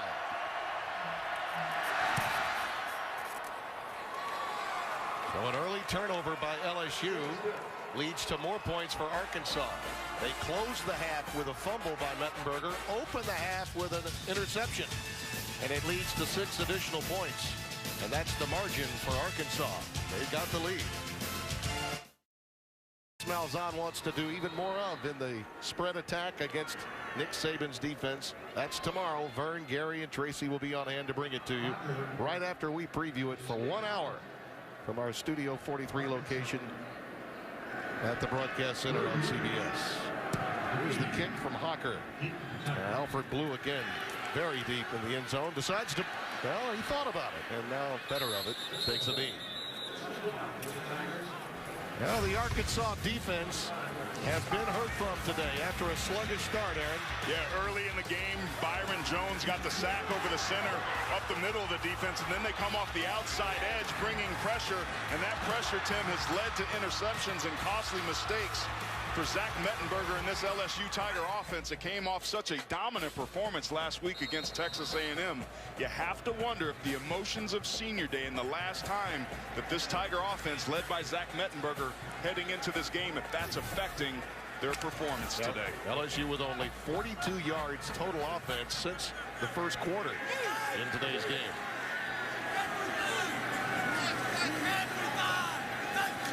Terrence McGee is in the backfield. Play fake to him. And rolling Mettenberger shoots it for Landry.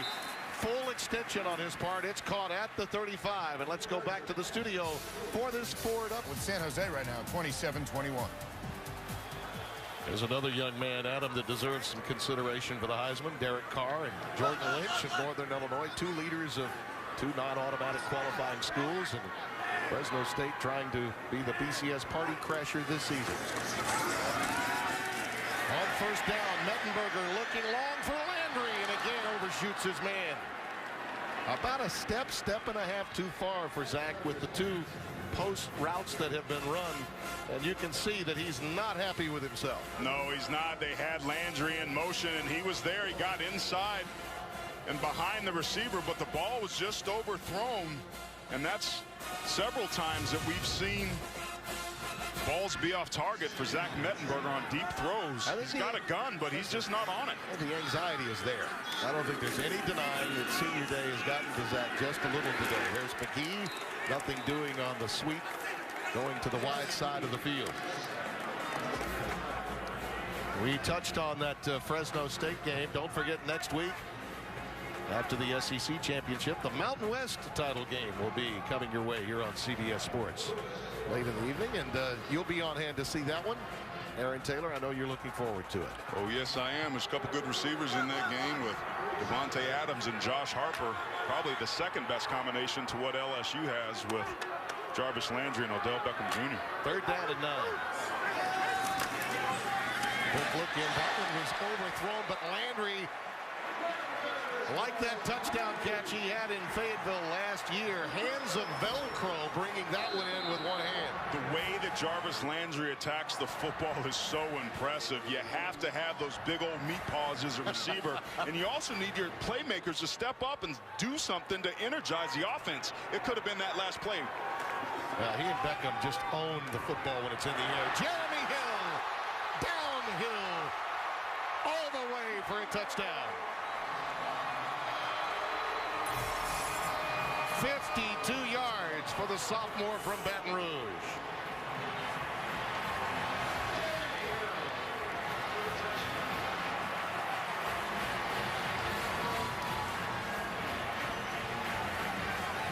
That's exactly what the doctor ordered, Timmy. Just going back to that weak side zone play where they pin and pull. They pull the senior. Great blocking on the outside edge again by Lyle Collins, the left tackle.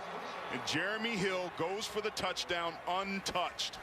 Last week they did it running through arm tackles. This time it was perfect execution and blocking up front. Their 3rd rushing touchdown, each of them 20-plus yards. The others were from Terrence McGee. And Hill now has 100 total yards rushing on the day. But without Jarvis Landry making this play, not many guys can do it. He made it look easy.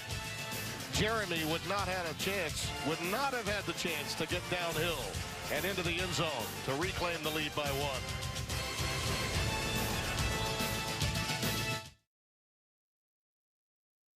1. The Home Depot SEC on CBS is sponsored by The Hobbit, The Desolation of Smog, Verizon,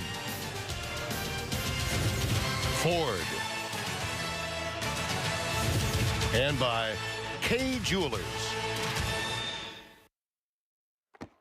I think it's definitely the turkey with a warm gravy. Maybe it's the last spoon or fork of food on the plate, you know, that has a little bit of salt and pepper and maybe a little bit of the turkey and gravy and some of the stuffing that would be there. That right there, oh my goodness, right? That last bite's worth a lot. There's only one Les Miles. You know, he's just so refreshing at times. He really is. He is. My problem is that there's never just the last bite. I always have to go back for another plate or two. You know, and for those that think he's a little quirky at times, let me just say this. You never met Bo Schembechler. Bo was the same thing. And Cameron said that I think best. When he thinks of Les Miles, he thinks of Les's dad and of Bo. And if you happen to say something about Bo to Les, immediately you'll see the endearing effect it has on him. Schembechler was exactly the same. It's about the team, and a want to do this and a want to do that. Extra special guy. Let's take a look at the last touchdown by Jeremy Hill. 52 yards the run. Keep a look at this deep shell cover 2 coverage. That's what sets us up. Because they were worried about that slant that Landry Jones just had them, they overshifted their defense, and there's just simply nobody there. You see number 34, Braylon Mitchell, trying to be able to chase that play down from backside. He was walked out over the slot because of that play before of Jarvis Landry hitting him on the slant. That time LSU used the pass to set up the run. That was his 14th rushing touchdown of the year, Jeremy Hill. Alex Collins is in the backfield, takes the quick pitch. Tripped up behind the line of scrimmage by Jamarie Rasco, but he does manage to get ahead for a couple of yards before DJ Welter polishes up. That could have been a loss of 3 or 4, but he managed to gain 5 as a result. We had a wonderful night here, our crew here in Baton Rouge. A few places to have a quality Thanksgiving meal, and we had one ourselves last night. Jim Cornell, our director, Sellers Shy, our producer. I don't know that they cooked it, but they were certainly on hand. Watch the stretch play here. 2nd and 5. Deion Hatcher on the quick curl ahead to the 40-yard line. Welter again making the stop, an 11-yard gain and another first down. I tell you what, Arkansas not only took advantage of me and fooled me, but they fooled LSU that time. And you see Odell Beckham Jr. there taking his gloves off and gingerly walking what looks to be back into the locker room. That lower back injury and that contusion that he had certainly affecting his ability to be able to come out and help his team here in the second half.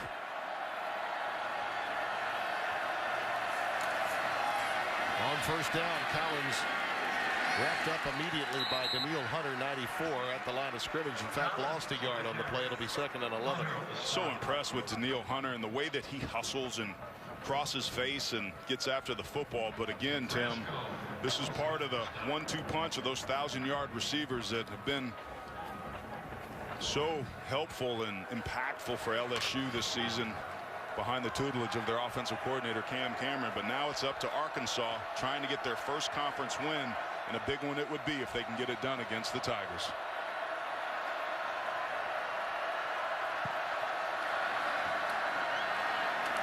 Allen throwing for Javonte Herndon, and he's got it at the 47-yard line, right in front of Tre'Davious White. That's a 7-yard pickup. And now on this particular down and distance, Hatcher has been sort of the go-to guy. 6 catches, 82 yards. Number 4, keep an eye on him. He'll line up along with Herndon up at the top of your screen. 4 is Hatcher in the slot. Herndon to the top. Once again, they're in man coverage, and they got that box loaded. Look for quick slants, maybe some double moves. Allen instead throws it incomplete, intended for Horton. Did you get the impression he had made up his mind where he was going no matter what? Watching tape on him, Tim, you're absolutely right. He doesn't necessarily go through his read progressions, doesn't look safeties off as well as you'd like him to do, but that's what you're going to get with a young quarterback. He's staring his go-to target down the entire way. And Hatcher, by the way, is open up at the top of the screen in man coverage. Well, let's see. Looks like they may be faking here. Now trying to draw the penalty, and would it be number 90 again? Anthony Johnson. That would be his 4th encroachment of the day. Well, Anthony Johnson's one of the players that may have an opportunity to leave early for the NFL, but the scouts certainly aren't going to like how undisciplined he's been as a defensive tackle. Watch the football. Offside. Yeah. Defense, number 90. 5-yard penalty. The result of the penalty is a first down. Yeah, I mean, on 4th down, you've got to know that's potentially coming. You can't do it. I mean, you just can't. 4th offsides penalty today for Johnson.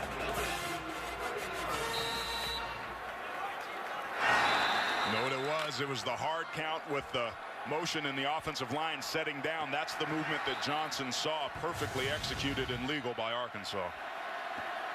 Henry, the tight end, gives motion and is now up at the top of your screen, along with Hatcher, number 4.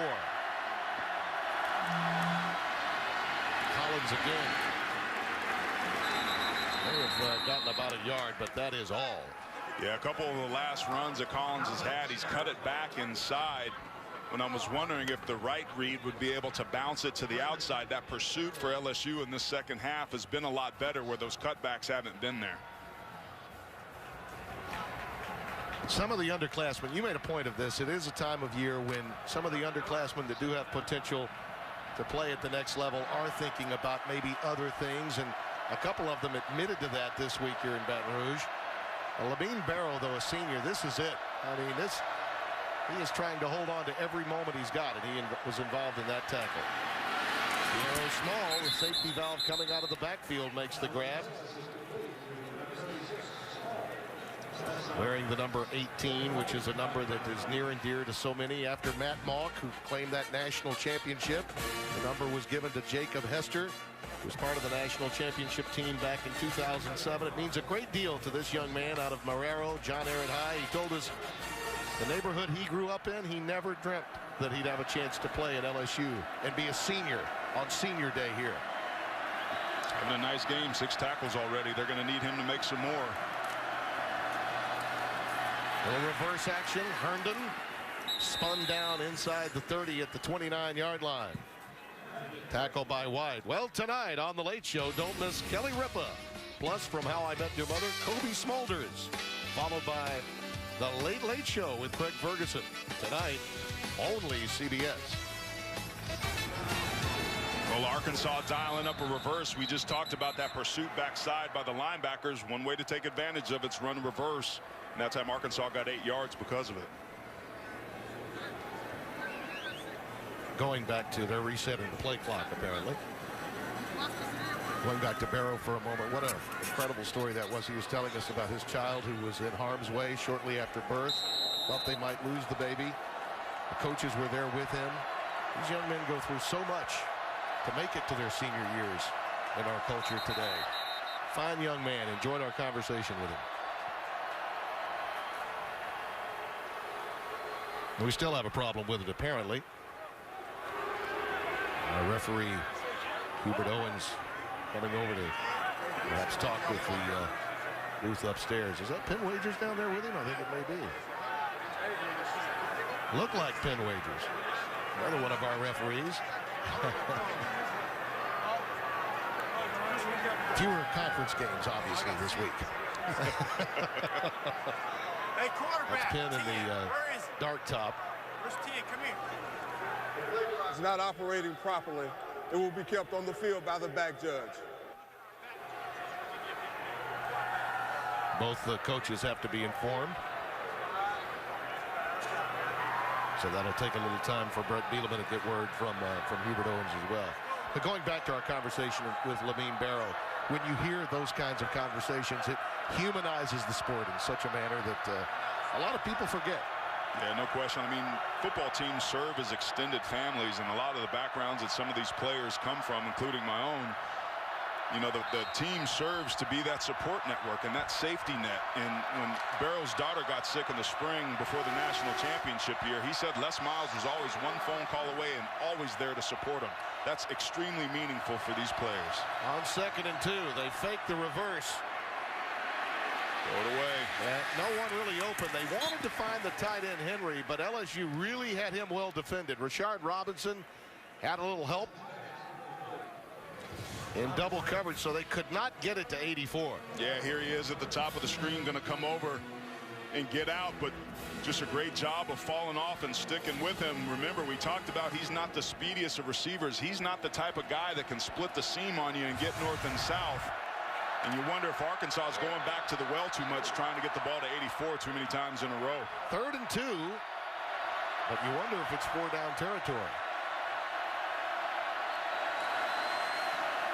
Allen with the out pattern to Herndon. That's a 1st down. We don't have to worry about whether it was 4-down territory. 1st down at the 20. Tre'Davious White, number 16, with the tackle. Somebody has to be able to take the weak flat defender. And Arkansas just running a simple snag or pivot route, doing a great job by Javonte Herndon versus man coverage. And Brandon Allen, when he's got to throw the football short distances to the outside and the perimeter, has been pretty accurate today and taking advantage of the Tigers out there in the flats. All 3 wide receivers set to the wide side of the field. On 1st down, Allen looking for, and it's incomplete. Hatcher in the back of the end zone. Not a lot of room before hitting the restraining wall where that padding is located. Tre'Davious White giving chase. Number 16. Yeah, that was pretty good coverage that time by Tre'Davious White. And Arkansas and Brandon Allen throwing the football. When they take those deep shots across the middle, LSU's just been in tremendous coverage, particularly in this second half, where Arkansas's had success is those short to intermediate throws where the football's in front of Brandon Allen. 12th play of this drive coming up.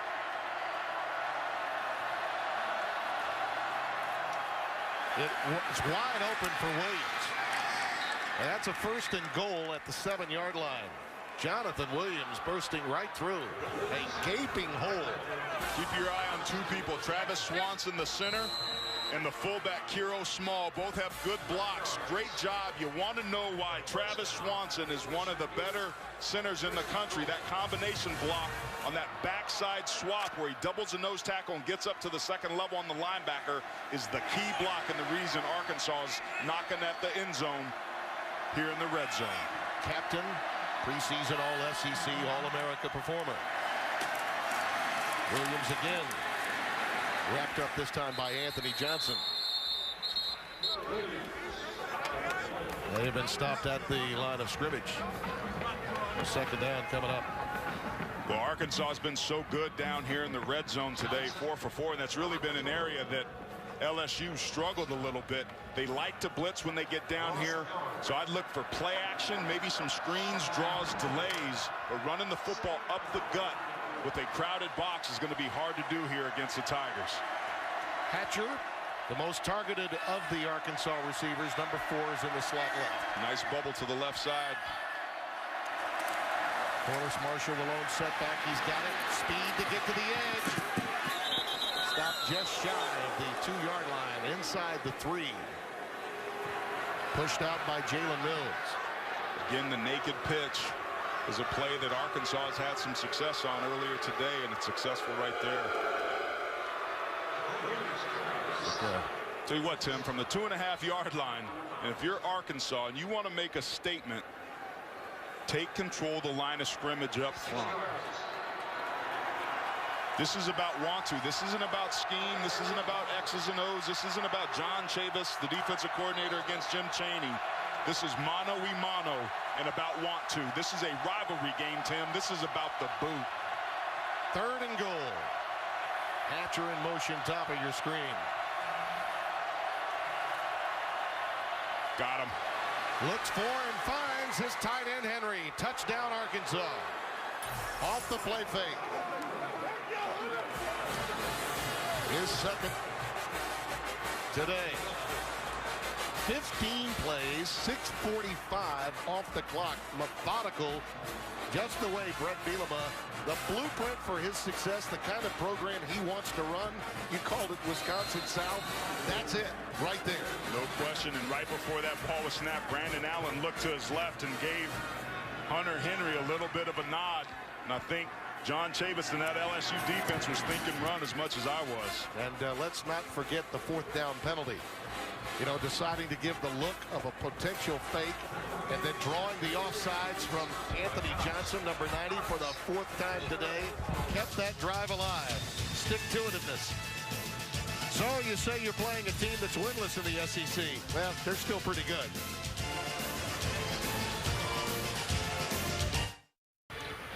Now it's time for our Home Depot Tools for Success.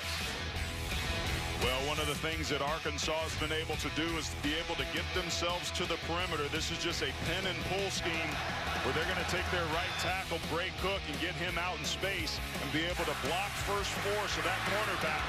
And then it's all speed, making people miss in the open field, and tackling was something that LSU knew that they needed to come in today and do a good job of, but they certainly overran that one, and the result was a huge play for the Razorbacks. There you see the rush versus pass stat, and that's a great blend for Arkansas. Could not draw it up any better for them. We go back to the conversation we had earlier in the week with Brett Bielema, and you never, during our conversation, other than, hey, we just haven't won, he feels very good about this team and is not going to deviate. And he said some of the veteran players on the team have been stopping by his office to say, hey, coach, you okay? We know you've never been through this. Things are going to be all right. I mean, he really loves these guys, and especially the seniors, because he knows this is his only shot with them.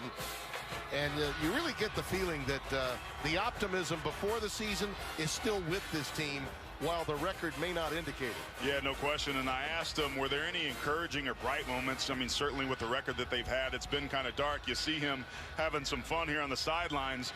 But he mentioned a moment where the players came up to him after a close loss and said, Coach, we got your back. Mm-hmm. And that let him know that he's doing the right things, that he hasn't lost his team, Tim, and you can't describe or explain away the way Arkansas has played today. Yeah. It's clear that they are playing for Brett Bielema and this senior group, and right now they are outplaying the LSU Tigers. He's been with some of the all-time best in coaching. Began as a GA, went on to coach linebackers at Iowa.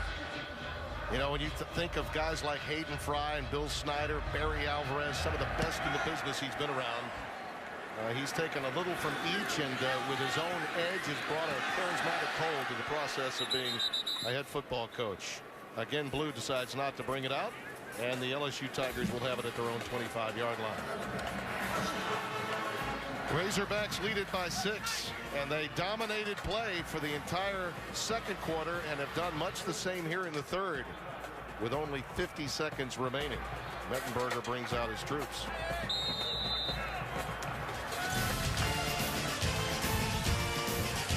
See if the senior gets rid of that high anxiety. Mettenberger has been a little off target of late.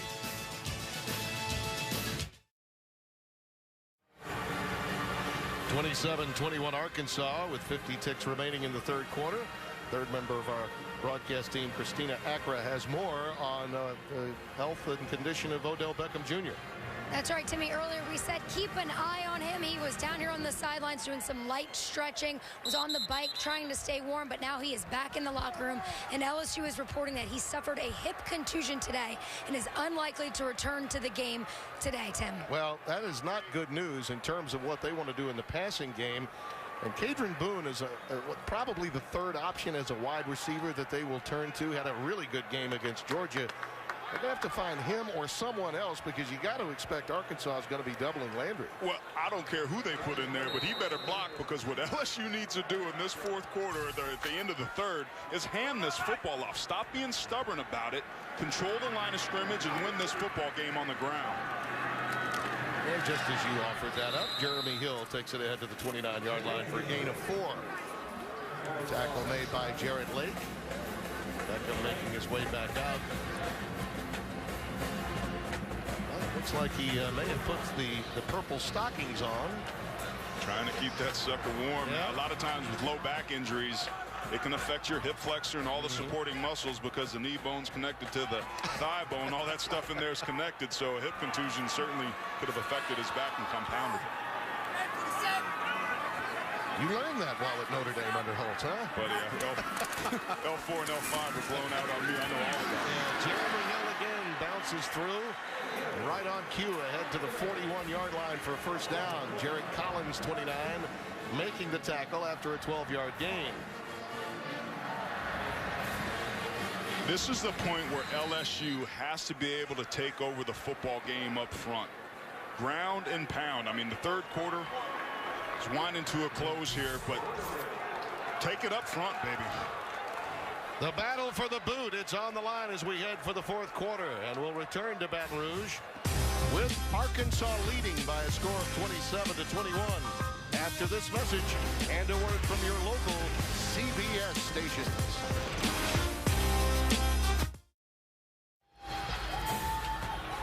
As we prepare for the fourth quarter to begin, look at the scoring by quarters. Arkansas really taking control of the game in the second, carrying it through in the third after a quick turnover, although LSU did respond with a Jeremy Hill 52-yard touchdown run. But the boot is very much in peril in the state of Louisiana as we open the fourth with the underdog Razorbacks leading by 6.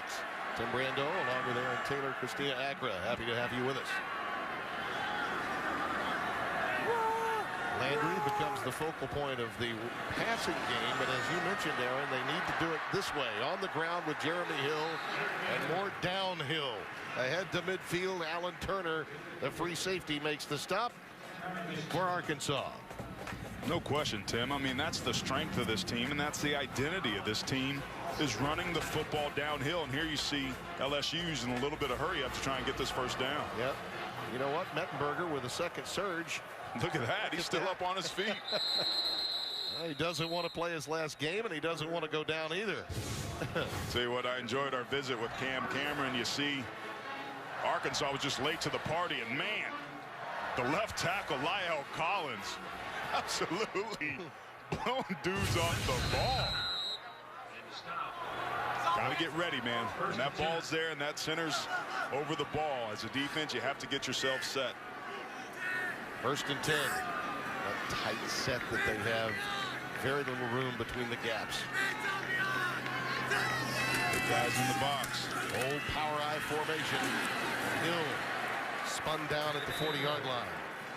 Thursday on CBS, the Victoria's Secret models reveal all to Robin Williams in a sexy new Crazy Ones.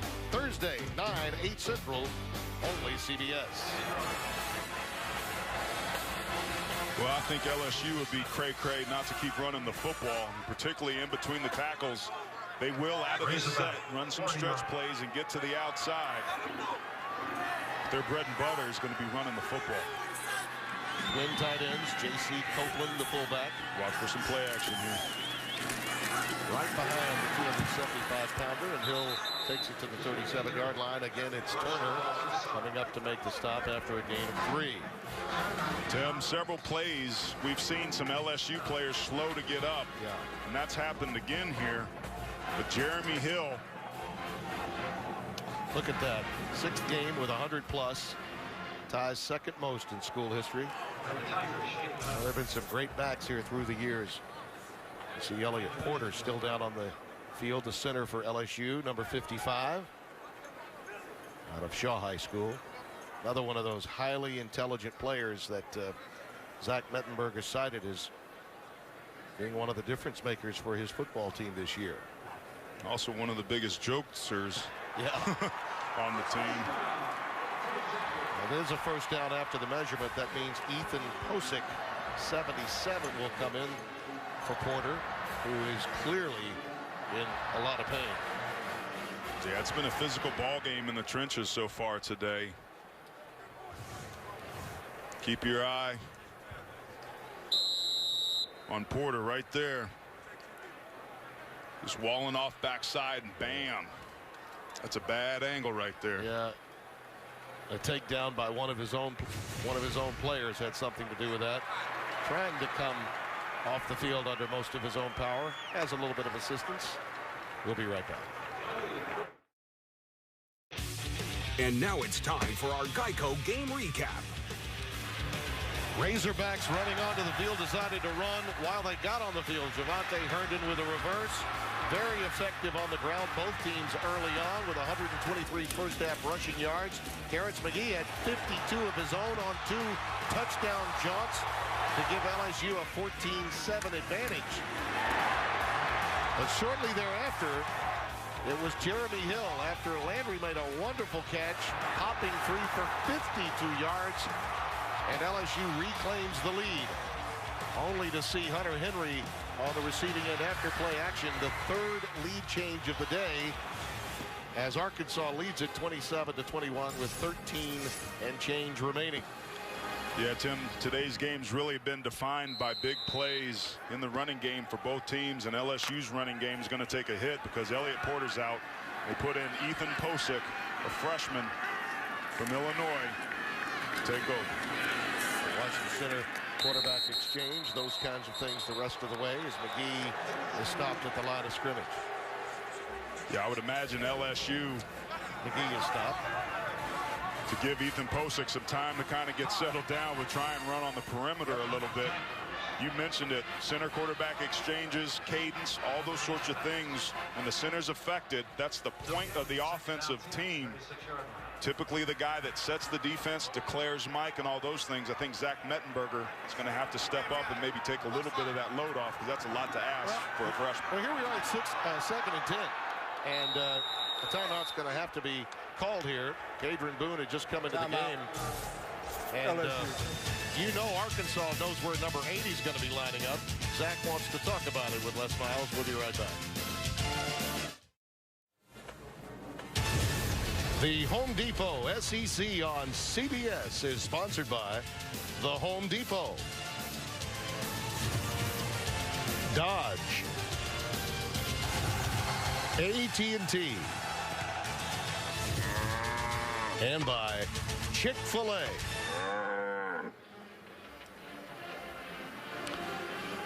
(27-21), Arkansas with the lead over LSU, and a victory here could be just so important for the future of Brett Bielema and his Arkansas Razorbacks program in year number 1. Trying to get that elusive first conference victory, finish off a game, and a lot of consecutive losses for them. For Trey Flowers, an outstanding defensive end. As you look at our Red Lobster presents today's Scholar Athlete, how about the job he's done? An econ major. All right, as the defensive end, he's one of the best in the country, and Red Lobster's commitment to the investment of our future is shown today by donating $1,000 to the Arkansas General Scholarship Fund. He's not only really good on the field, but also in the classroom. Great Flowers. He's a guy that's got good ability, but he's a great technician, really tremendous understanding of the game and his opponent, and it showed here today. Terrence McGee is the lone setback. 2nd and 10. Cadron Boone, who we pointed out earlier might be the next best option to Landry, is up at the top of your screen. Mettenberger goes to Jarvis Landry, and he's stopped right away at the 28-yard line by Jared Collins. Let's go back to the studio. Adam Zucker for a Ford update. All right, Tim, thank you. Miami with a shot for a 9th win and still a shot to win the ACC Coastal Division. This is Stacy Coley going 73 yards. He has 3 total touchdowns, staying on his feet. Miami up 31-10 at the half on Pittsburgh. Still need a loss by Duke and Virginia Tech tomorrow to get to the ACC championship game. Tim? That has been a beleaguered bunch since the injuries to Duke Johnson earlier in the year. Thank you, Adam. Mettenberger here throws it on the quick slant. Coming out of the backfield, Jeremy Hill to the 26-yard line. Jarrett Lake has the catch. Gain of about 6 or 7 on that play. That's going to be pretty close to a first down. I think they're going to want to measure this. I think they will. Yep. See Les Miles there.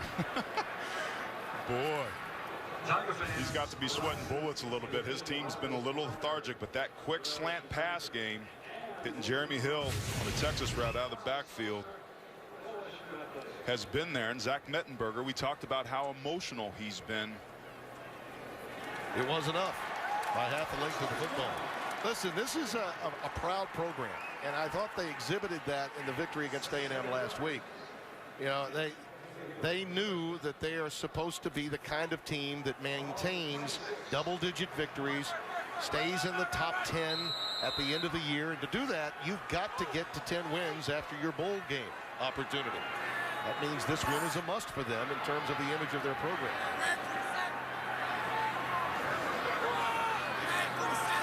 Inside ISO. Hill. Just inside the 22 to about the 21-yard line. Flowers again with the stop. Call it a gain of 5. That time they just ran 17 power to the left side where they pull the backside guard, double team on the play side.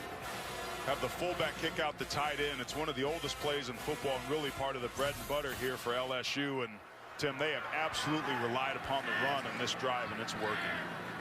Hill with 98 yards of rushing this half alone.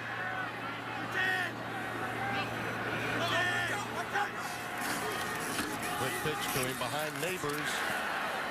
And he catapults to the 17. Gain of about 4. Should be 3rd down and a yard. Really impressed by Jeremy Hill and his vision and his ability to be able to find creases in the defense. Again, just a pin and pull scheme where they pull the line and they get out in front, and he puts his foot in the ground, Tim, and gets north and south like good backs do.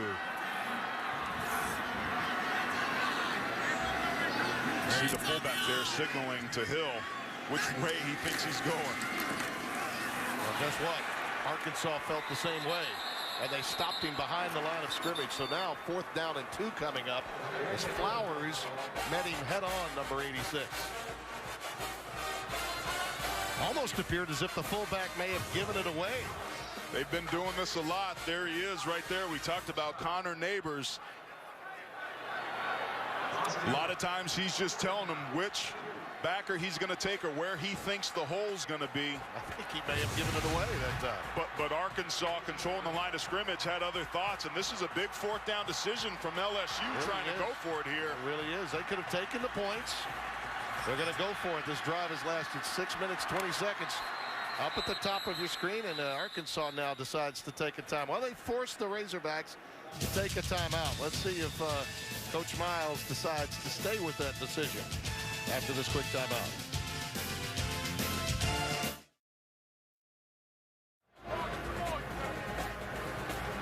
Arkansas leads it by 6 with 9:26 remaining. 4th and 2 coming up after a Razorbacks timeout. One of the things that Les Miles never really gets enough credit for nationally is his ability to inspire He is one of the best in the locker room before any game begins, and this is one of those seminal moments in a given game where you determine, hey, we are supposed to make 2 yards. We are the better team. Let's make this play. Let's make it now. So we'll see if they can follow up on really where they believe as a program they are. Yeah, they might be going a little bit light and showing a pass. Look, here as they rush to the line of scrimmage. In 10 personnel, 4 wide receivers. Maybe a draw here up the middle. Last in the conference in this category. Let's see what happens on 4th and 2. Mettenberger. It's caught. And he's short, Timmy. He is short. At the 17, I don't think Jeremy Hill had enough. Trey Flowers was right there with him, peeling off to stay with him, along with Jarrett Lake, 98. Are they going to say he made it? No, he did not. Arkansas stops LSU in its tracks. Huge play for the Razorbacks defensively. Man, you've been running the ball so well in this 4th quarter, Tim. 10 runs and only 2 passes on that last drive. Then you go to 10 personnel. You know what? In a 3-by-1, it's just great coverage that time by Jarrett Lake. Yep. They've had some success getting the football to Hill out in the flats. But just a little too little, a little too late, Tim. I would have ran the football there. 13 plays, 6.5 off the clock, no points. This is just the 6th possession of the half, the 3rd of the half for Arkansas. And Jonathan Williams takes it ahead to the 19. Maybe he was thinking he couldn't kick the field goal because you didn't know how many opportunities at possessions you'd have left, because both teams have had such long possessions in this half. And I don't mind the play call. You're trying to win. Your team's lethargic. You've been running the football extremely well in the 3rd quarter and the beginning of the 4th, but the execution wasn't there, Tim. Hill did not take enough yardage on the pattern. You got to know where the sticks are, but man, run the football. 2.5 yards, come on. 2nd and 7.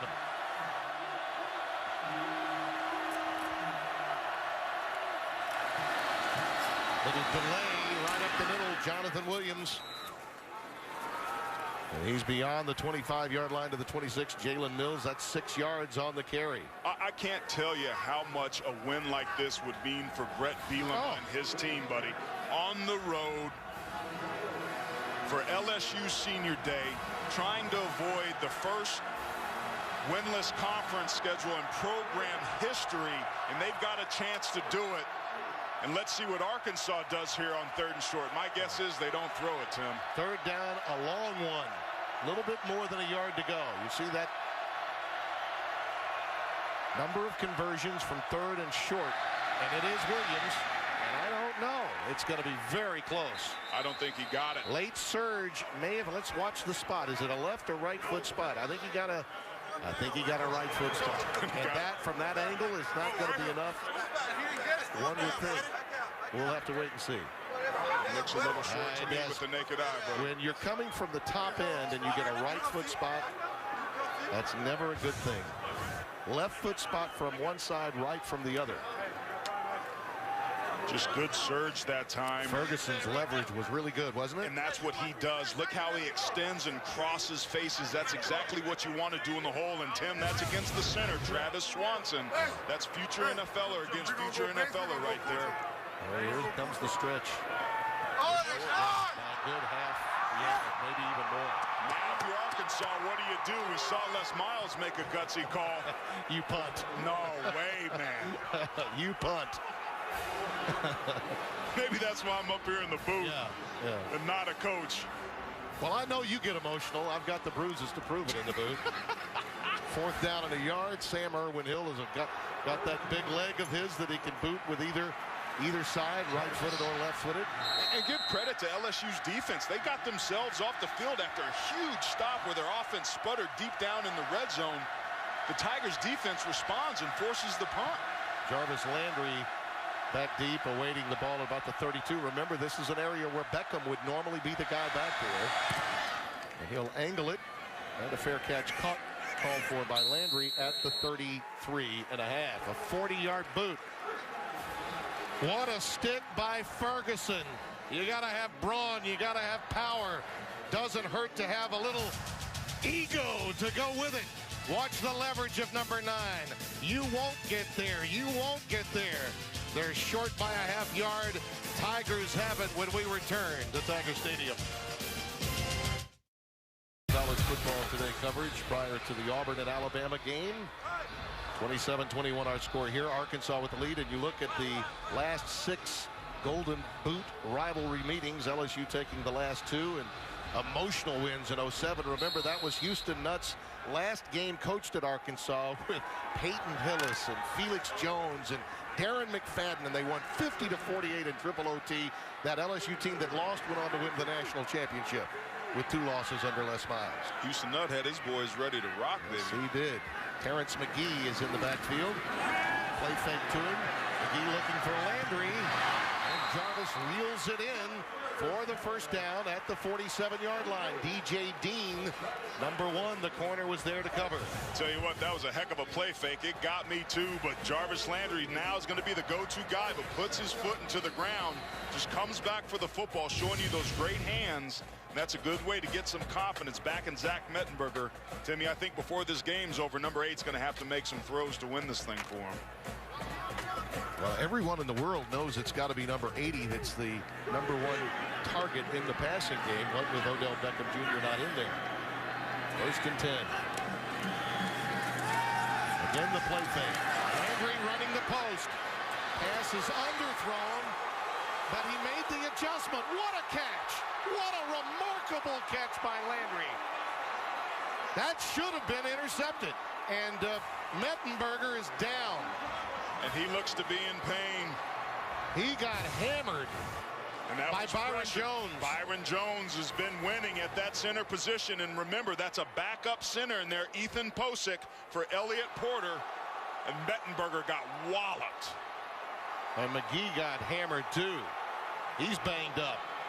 But watch how this about catch. The effort of Landry, man. We made the statement. When the ball is in the air, no one adjusts better as a tandem than Odell Beckham and Jarvis Landry. That is just off the charts good. Great. 32 yards to Landry. Landry's a playmaker for him, been doing it all season long. We see what he does on 3rd down, see what he does in the red zone, and here comes up with a huge catch, Timmy, but LSU has much, much bigger problems. Zach Mettenberger's looking in extreme pain, and it's on that leg that's heavily braced. That's Anthony Jennings, the freshman from Marietta, Georgia, who may be coming in, and boy, our concern now for Mettenberger, whose knee has been a problem. He's been nicked up this year with it. You might recall. It's hyperextended. Looks like a hyperextension, doesn't it? Oh, I can't watch. And at the conclusion of the Alabama game, I think a lot of people remember watching Zach sort of crawling and then picking himself up and going back to the sidelines. Our colleague Gary Danielson talked about what that meant to the team in terms of his leadership capability, that he would pick himself up and carry himself off. We'll wait and see if he can do that again when we come back.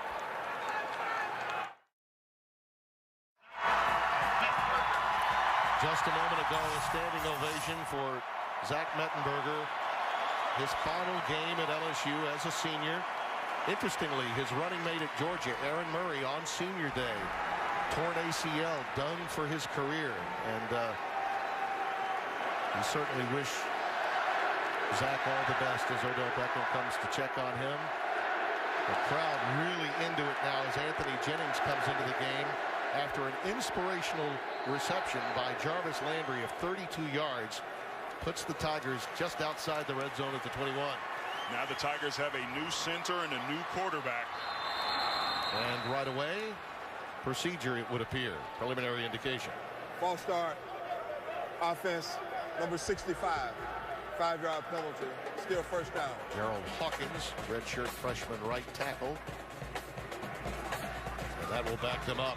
This is a very physical freshman that they've used on short yardage many times this year. Stephen Rivers is another backup from Athens, Alabama, the brother of Phillip Rivers, also on the roster for LSU as they take a look at that right knee that appeared to have been hyperextended for Mettenberger.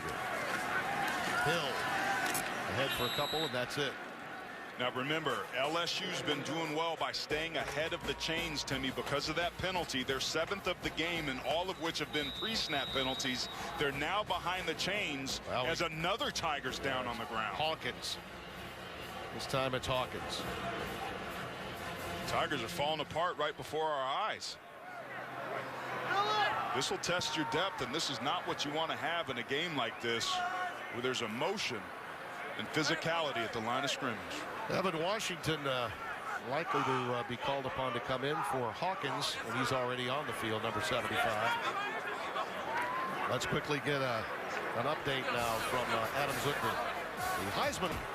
All right, thank you, Adam. And boy, Andre Williams, a remarkable run for him, very quietly and under the radar, over 2,000 yards. As you see Hawkins making his way off the field. It comes very late in this play, number 65.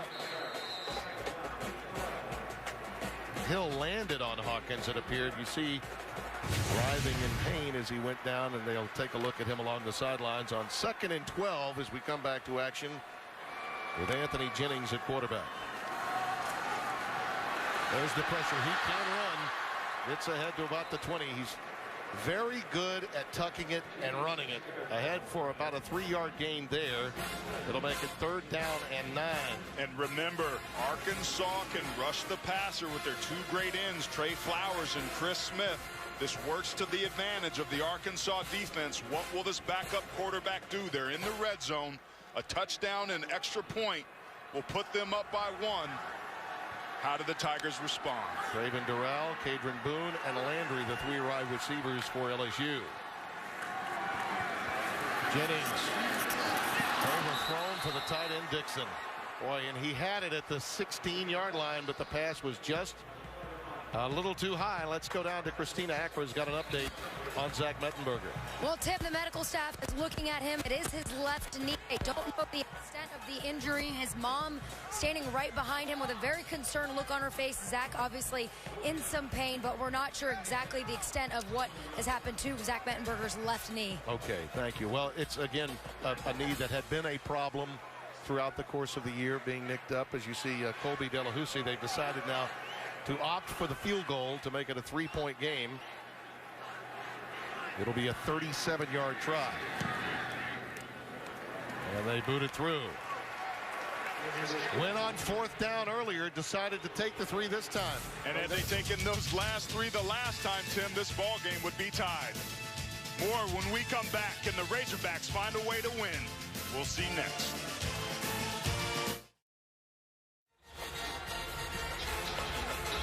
Arkansas with a 27-24 lead, and don't forget, coming up later in our game, the play of the game presented by Napa Auto Parts. Trust me when I tell you the brain trust is trying to figure out which one that would be. And several for the Arkansas Razorbacks, and perhaps we haven't seen it yet. I'll tell you this, for remarkable catches, Jarvis Landry made one.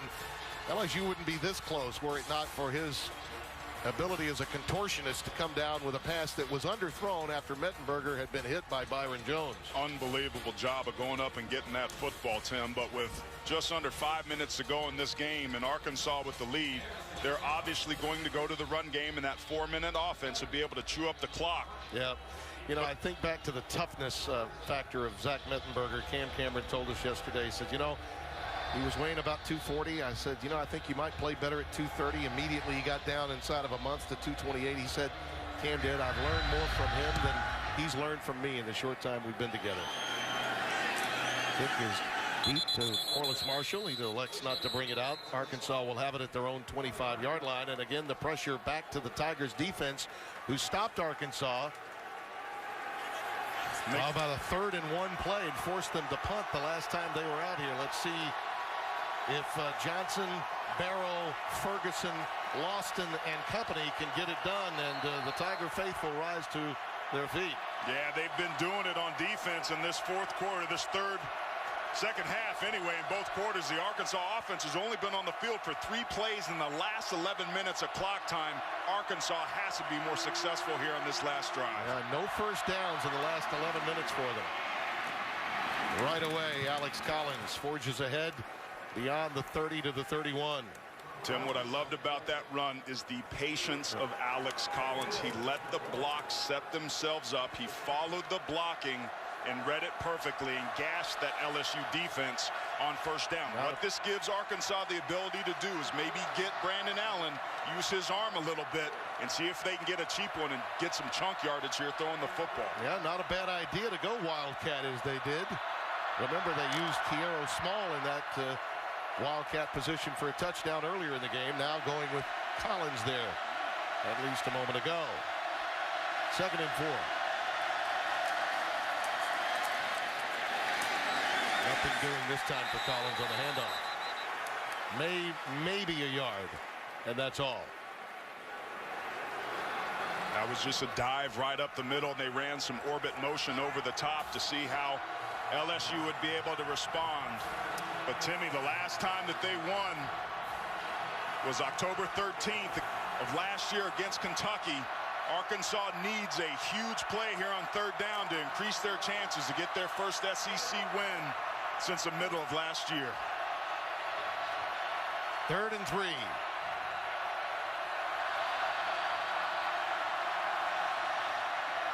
Allen. Hatcher has it at the 34. That won't be enough. It'll be 4th and 1. Hatcher thought he had the first down. He did not. And now decision time, buddy. Do you want to turn this football over back to LSU? At this point, probably with a backup quarterback, you're strongly thinking about punting the football. But again, you got to know where the sticks are to be able to get the first down if you're Keon Hatcher. LSU calls the timeout. They'll have 1 remaining. It will be 4th and a yard. I mean, he's right there. He's got the ball marker on that side of the field. Yep. Great coverage that time by Jalen Mills. Yeah, no question. Hatcher thought he had the line to make, but Mills had other ideas. Stay tuned. They are lined up in a punt formation on 4th and less than a yard. Their last game, they went for a fake punt and it got stopped. They elect to kick this one here. And it's to Landry, and it's deep. Fair catch, and he's going to hope that it gets into the end zone. It What will a not. kick. It will not. What a kick. Down at the 1-yard line. And that's where not having Odell Beckham Jr., your normal return man, may come into play. Brooks Ellis going down there to down it, and Irwin Hill, another Aussie from City College of San Francisco by way of Bendigo, Australia, just hit the perfect long 65-yard 9-iron effect. Yeah, Odell Beckham Jr., Jarvis Landry was that time had his feet on the 15-yard line. A lot of times, Tim, they tell the returners to stand with your feet on the 10-yard line. If the ball goes behind you, get out of the way. But that time that ball landed right on the 10. LSU could have this ball 10 yards ahead of where it is now. Yeah, it doesn't get any more difficult than this, does it? That's normally what they bring Jennings in to do for Mettenberger. Try on 4th and 1 to sneak it in, and that's been primarily his role this season as the backup quarterback along with Stephen Rivers. But now the task is a lot more difficult. Yeah, no question. And LSU's been very balanced this second half. 17 rushes, 13 passes. At some point, this young quarterback's going to have to throw the ball. We said it was going to be Zach Mettenberger's arm, but at some point Jennings is going to have to let this thing go. Perfect opportunity for Arkansas to get this ball back with some time. Play fake and a roll. Great contain. Over the middle, the tight end's got it. At the 19-yard line, Dylan Gordon on a first down.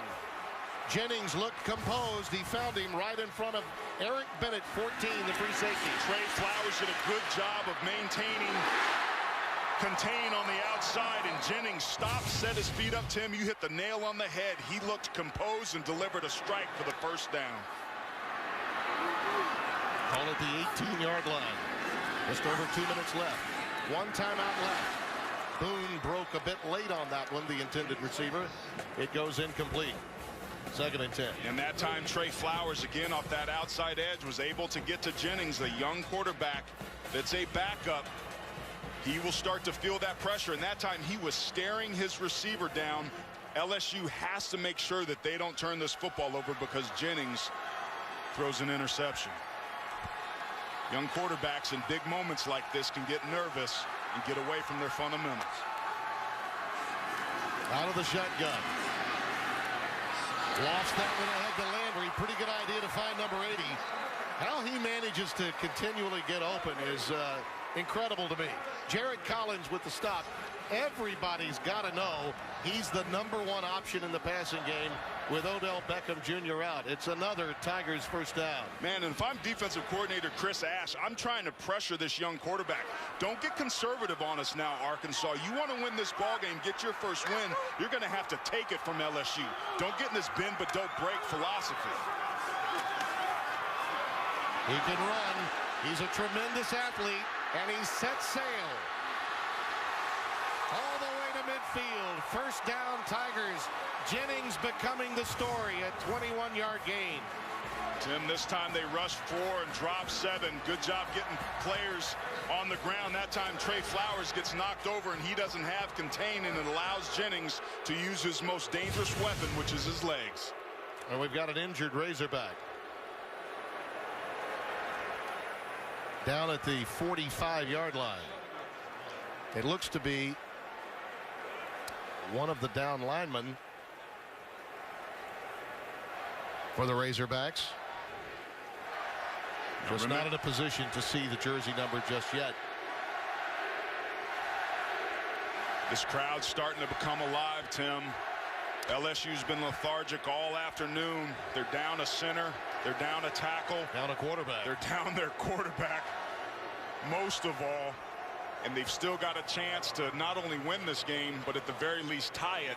But with the one timeout that they have with 1:46 means they're going to have to choose their plays carefully. It is Trey Flowers that's hurt. And that's one of their great pass rushers, obviously one of those outstanding bookend defensive ends. A reminder, coming up, Adam Zucker, Brian Jones, and Spencer Tillman with the Jeep postgame show coming up immediately after our game here. Not only to discuss what's happened today and elsewhere besides Tiger Stadium, but of course what's in store for tomorrow in the Iron Bowl game coming up. And a ticket to be punched to Atlanta for the SEC championship game, which will also be seen here on CBS next week, a week from Saturday. First down for Jennings. Landry at the bottom of your screen, Boone at the top. Watch screen. Some pressure. Got away from pressure again and throws towards the boundary, incomplete. Intended for Boone. And Tim, that's what LSU has to do against a mobile quarterback. Remember what the Tigers did last week against Johnny Manziel. This is what Arkansas has to do. Get upfield, stay in your rush lanes, maintain lane integrity, and be aggressive on the outside edges with your defensive backs. They've got to be able to pressure this young quarterback just like they did to force the incompletion. This theoretically lends itself to the strengths of this Arkansas defense. Still one timeout remaining for LSU. Jennings pressure, dumps it off the Hill. Jeremy Hill stopped at the line of scrimmage, no gain. So it will be third down and 10 coming up. And Dietrich Wise Jr. there to make the stop, number 48. Timeout, 1:22 remaining here on the Bayou.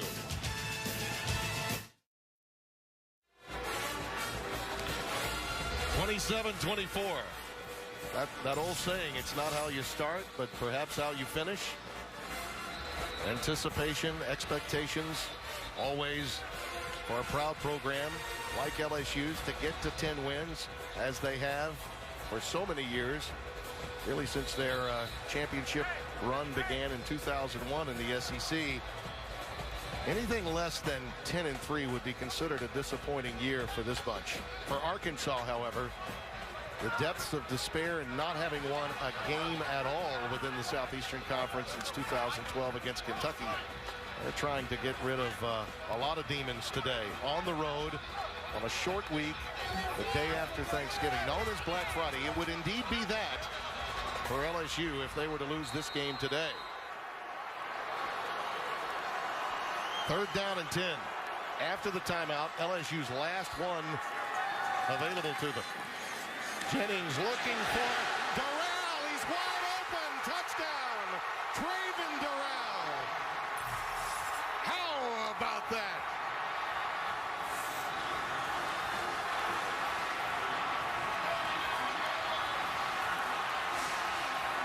beat Jared Collins, number 29. And a prayerful Zach Mettenberger, happy to see the freshman get the job done in the air.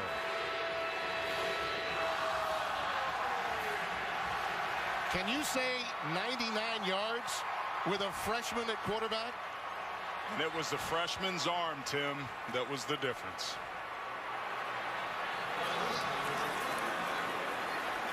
His first touchdown pass. Doral has been on the receiving end before. Had a big one against Alabama, you might recall, before the end of the first half of that game. And the extra point by Delahousie gives LSU a 31-27 lead. Couple of timeouts remaining. It looks as though we have a late flag on the extra point.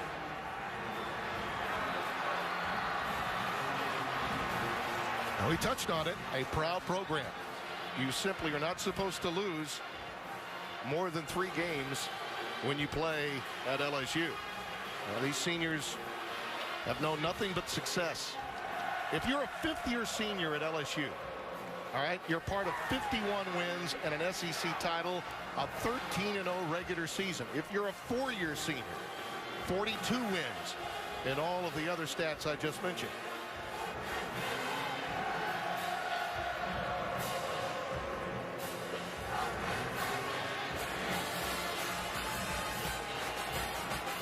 Well, we touched on who would that other guy be if not Odell Beckham Jr. After the play was over, unsportsmanlike conduct, defense. After the play was over, unsportsmanlike conduct, number 85 on the offense. Those fouls canceled. We'll have the kick. I thought perhaps it might be Cadron Boone. Turned out to be Traven Doral. But you knew someone was going to take Landry away.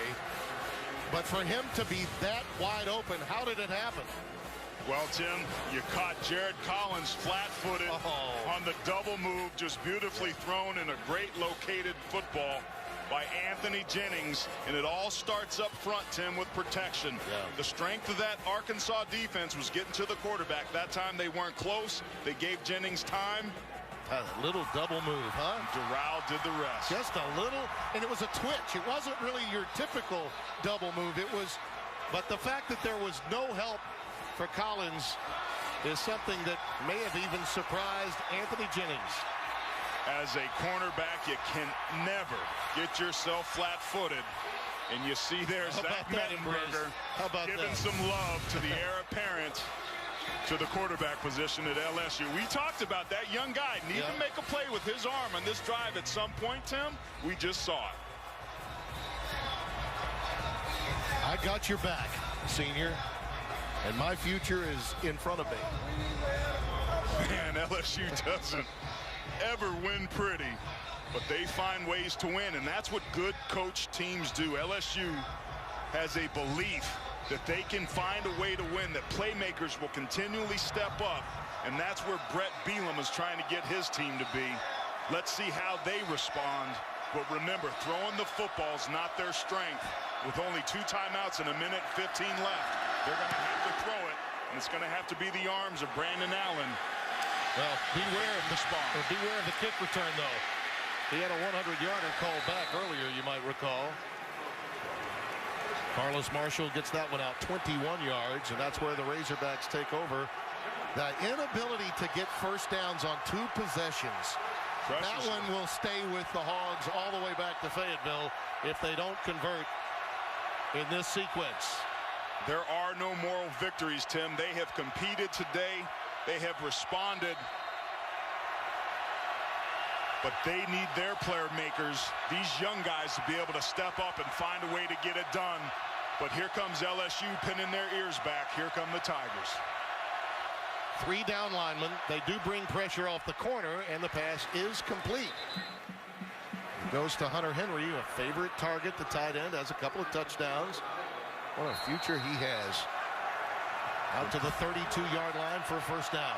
In 2-minute offense, your goal is to get first downs, period. Stop the clock when possible. Expect perimeter throws at some point. Allen decides to tuck it and run, slides down at the 40, 2 yards shy of the first down. Tick, tick, tick, tick, tick, down to 43. 8-yard plays aren't going to get it done for this Arkansas offense, and it looks like they elect to take a timeout. Yeah. Well, that will leave them one with 42 seconds left. We talk about Traven Durrell again, and he has been an option for this team. Take a look again at this twitch, and you talked about flat-footed was Jared Collins. Well, he's peeking in the backfield, reading the quarterback. And just gets smoked. Look at that separation there. He has no chance, Tim. Look at that. And starts at 5 yards and ends up at 7. He would have been open if the field were 200 yards long. Doral, a redshirt freshman from Breaux Bridge, Louisiana. That was his first reception of the day, and it happened to be the biggest of the day. But it's not as if he's not in the scouting report. He's made some big catches through the course of the season. I mentioned that one that he had in the Alabama game right before the half. Guys like he and James Wright, younger options, as you see Zach Mettenberger now on crutches. Ice pack on the left knee. Inspirational play by this defense, though, for LSU, enabled the Tigers an opportunity to take the lead with 2 stops on 3rd and short. Allen under pressure. Sacked, loses it. Does LSU have it? It appears as though they may. They do.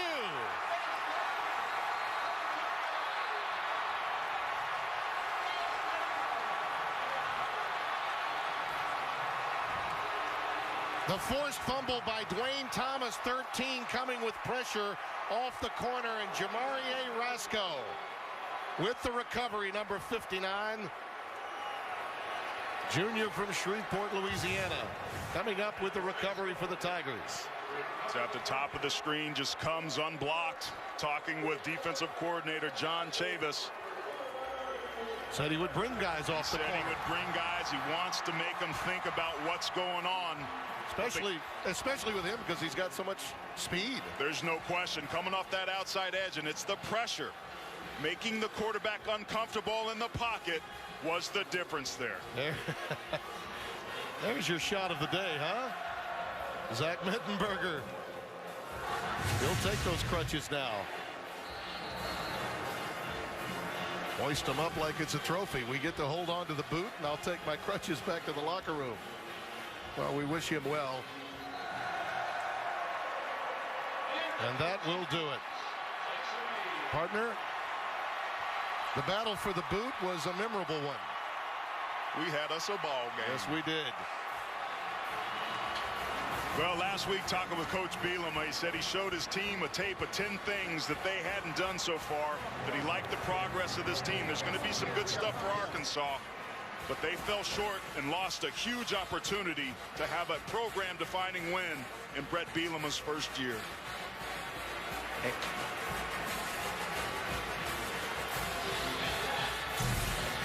175-pound boot will stay in Baton Rouge. They will no longer play this game on Thanksgiving Friday. Beginning next year, LSU will close out its season with Texas A&M.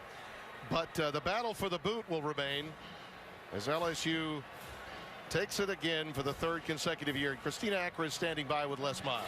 All right, thanks, Tim. Coach, take me through that final drive after Mettenberger goes out. How are you able to come back and win this one? We're on the 1-yard line. You got a new quarterback, freshman center, lost the right tackle.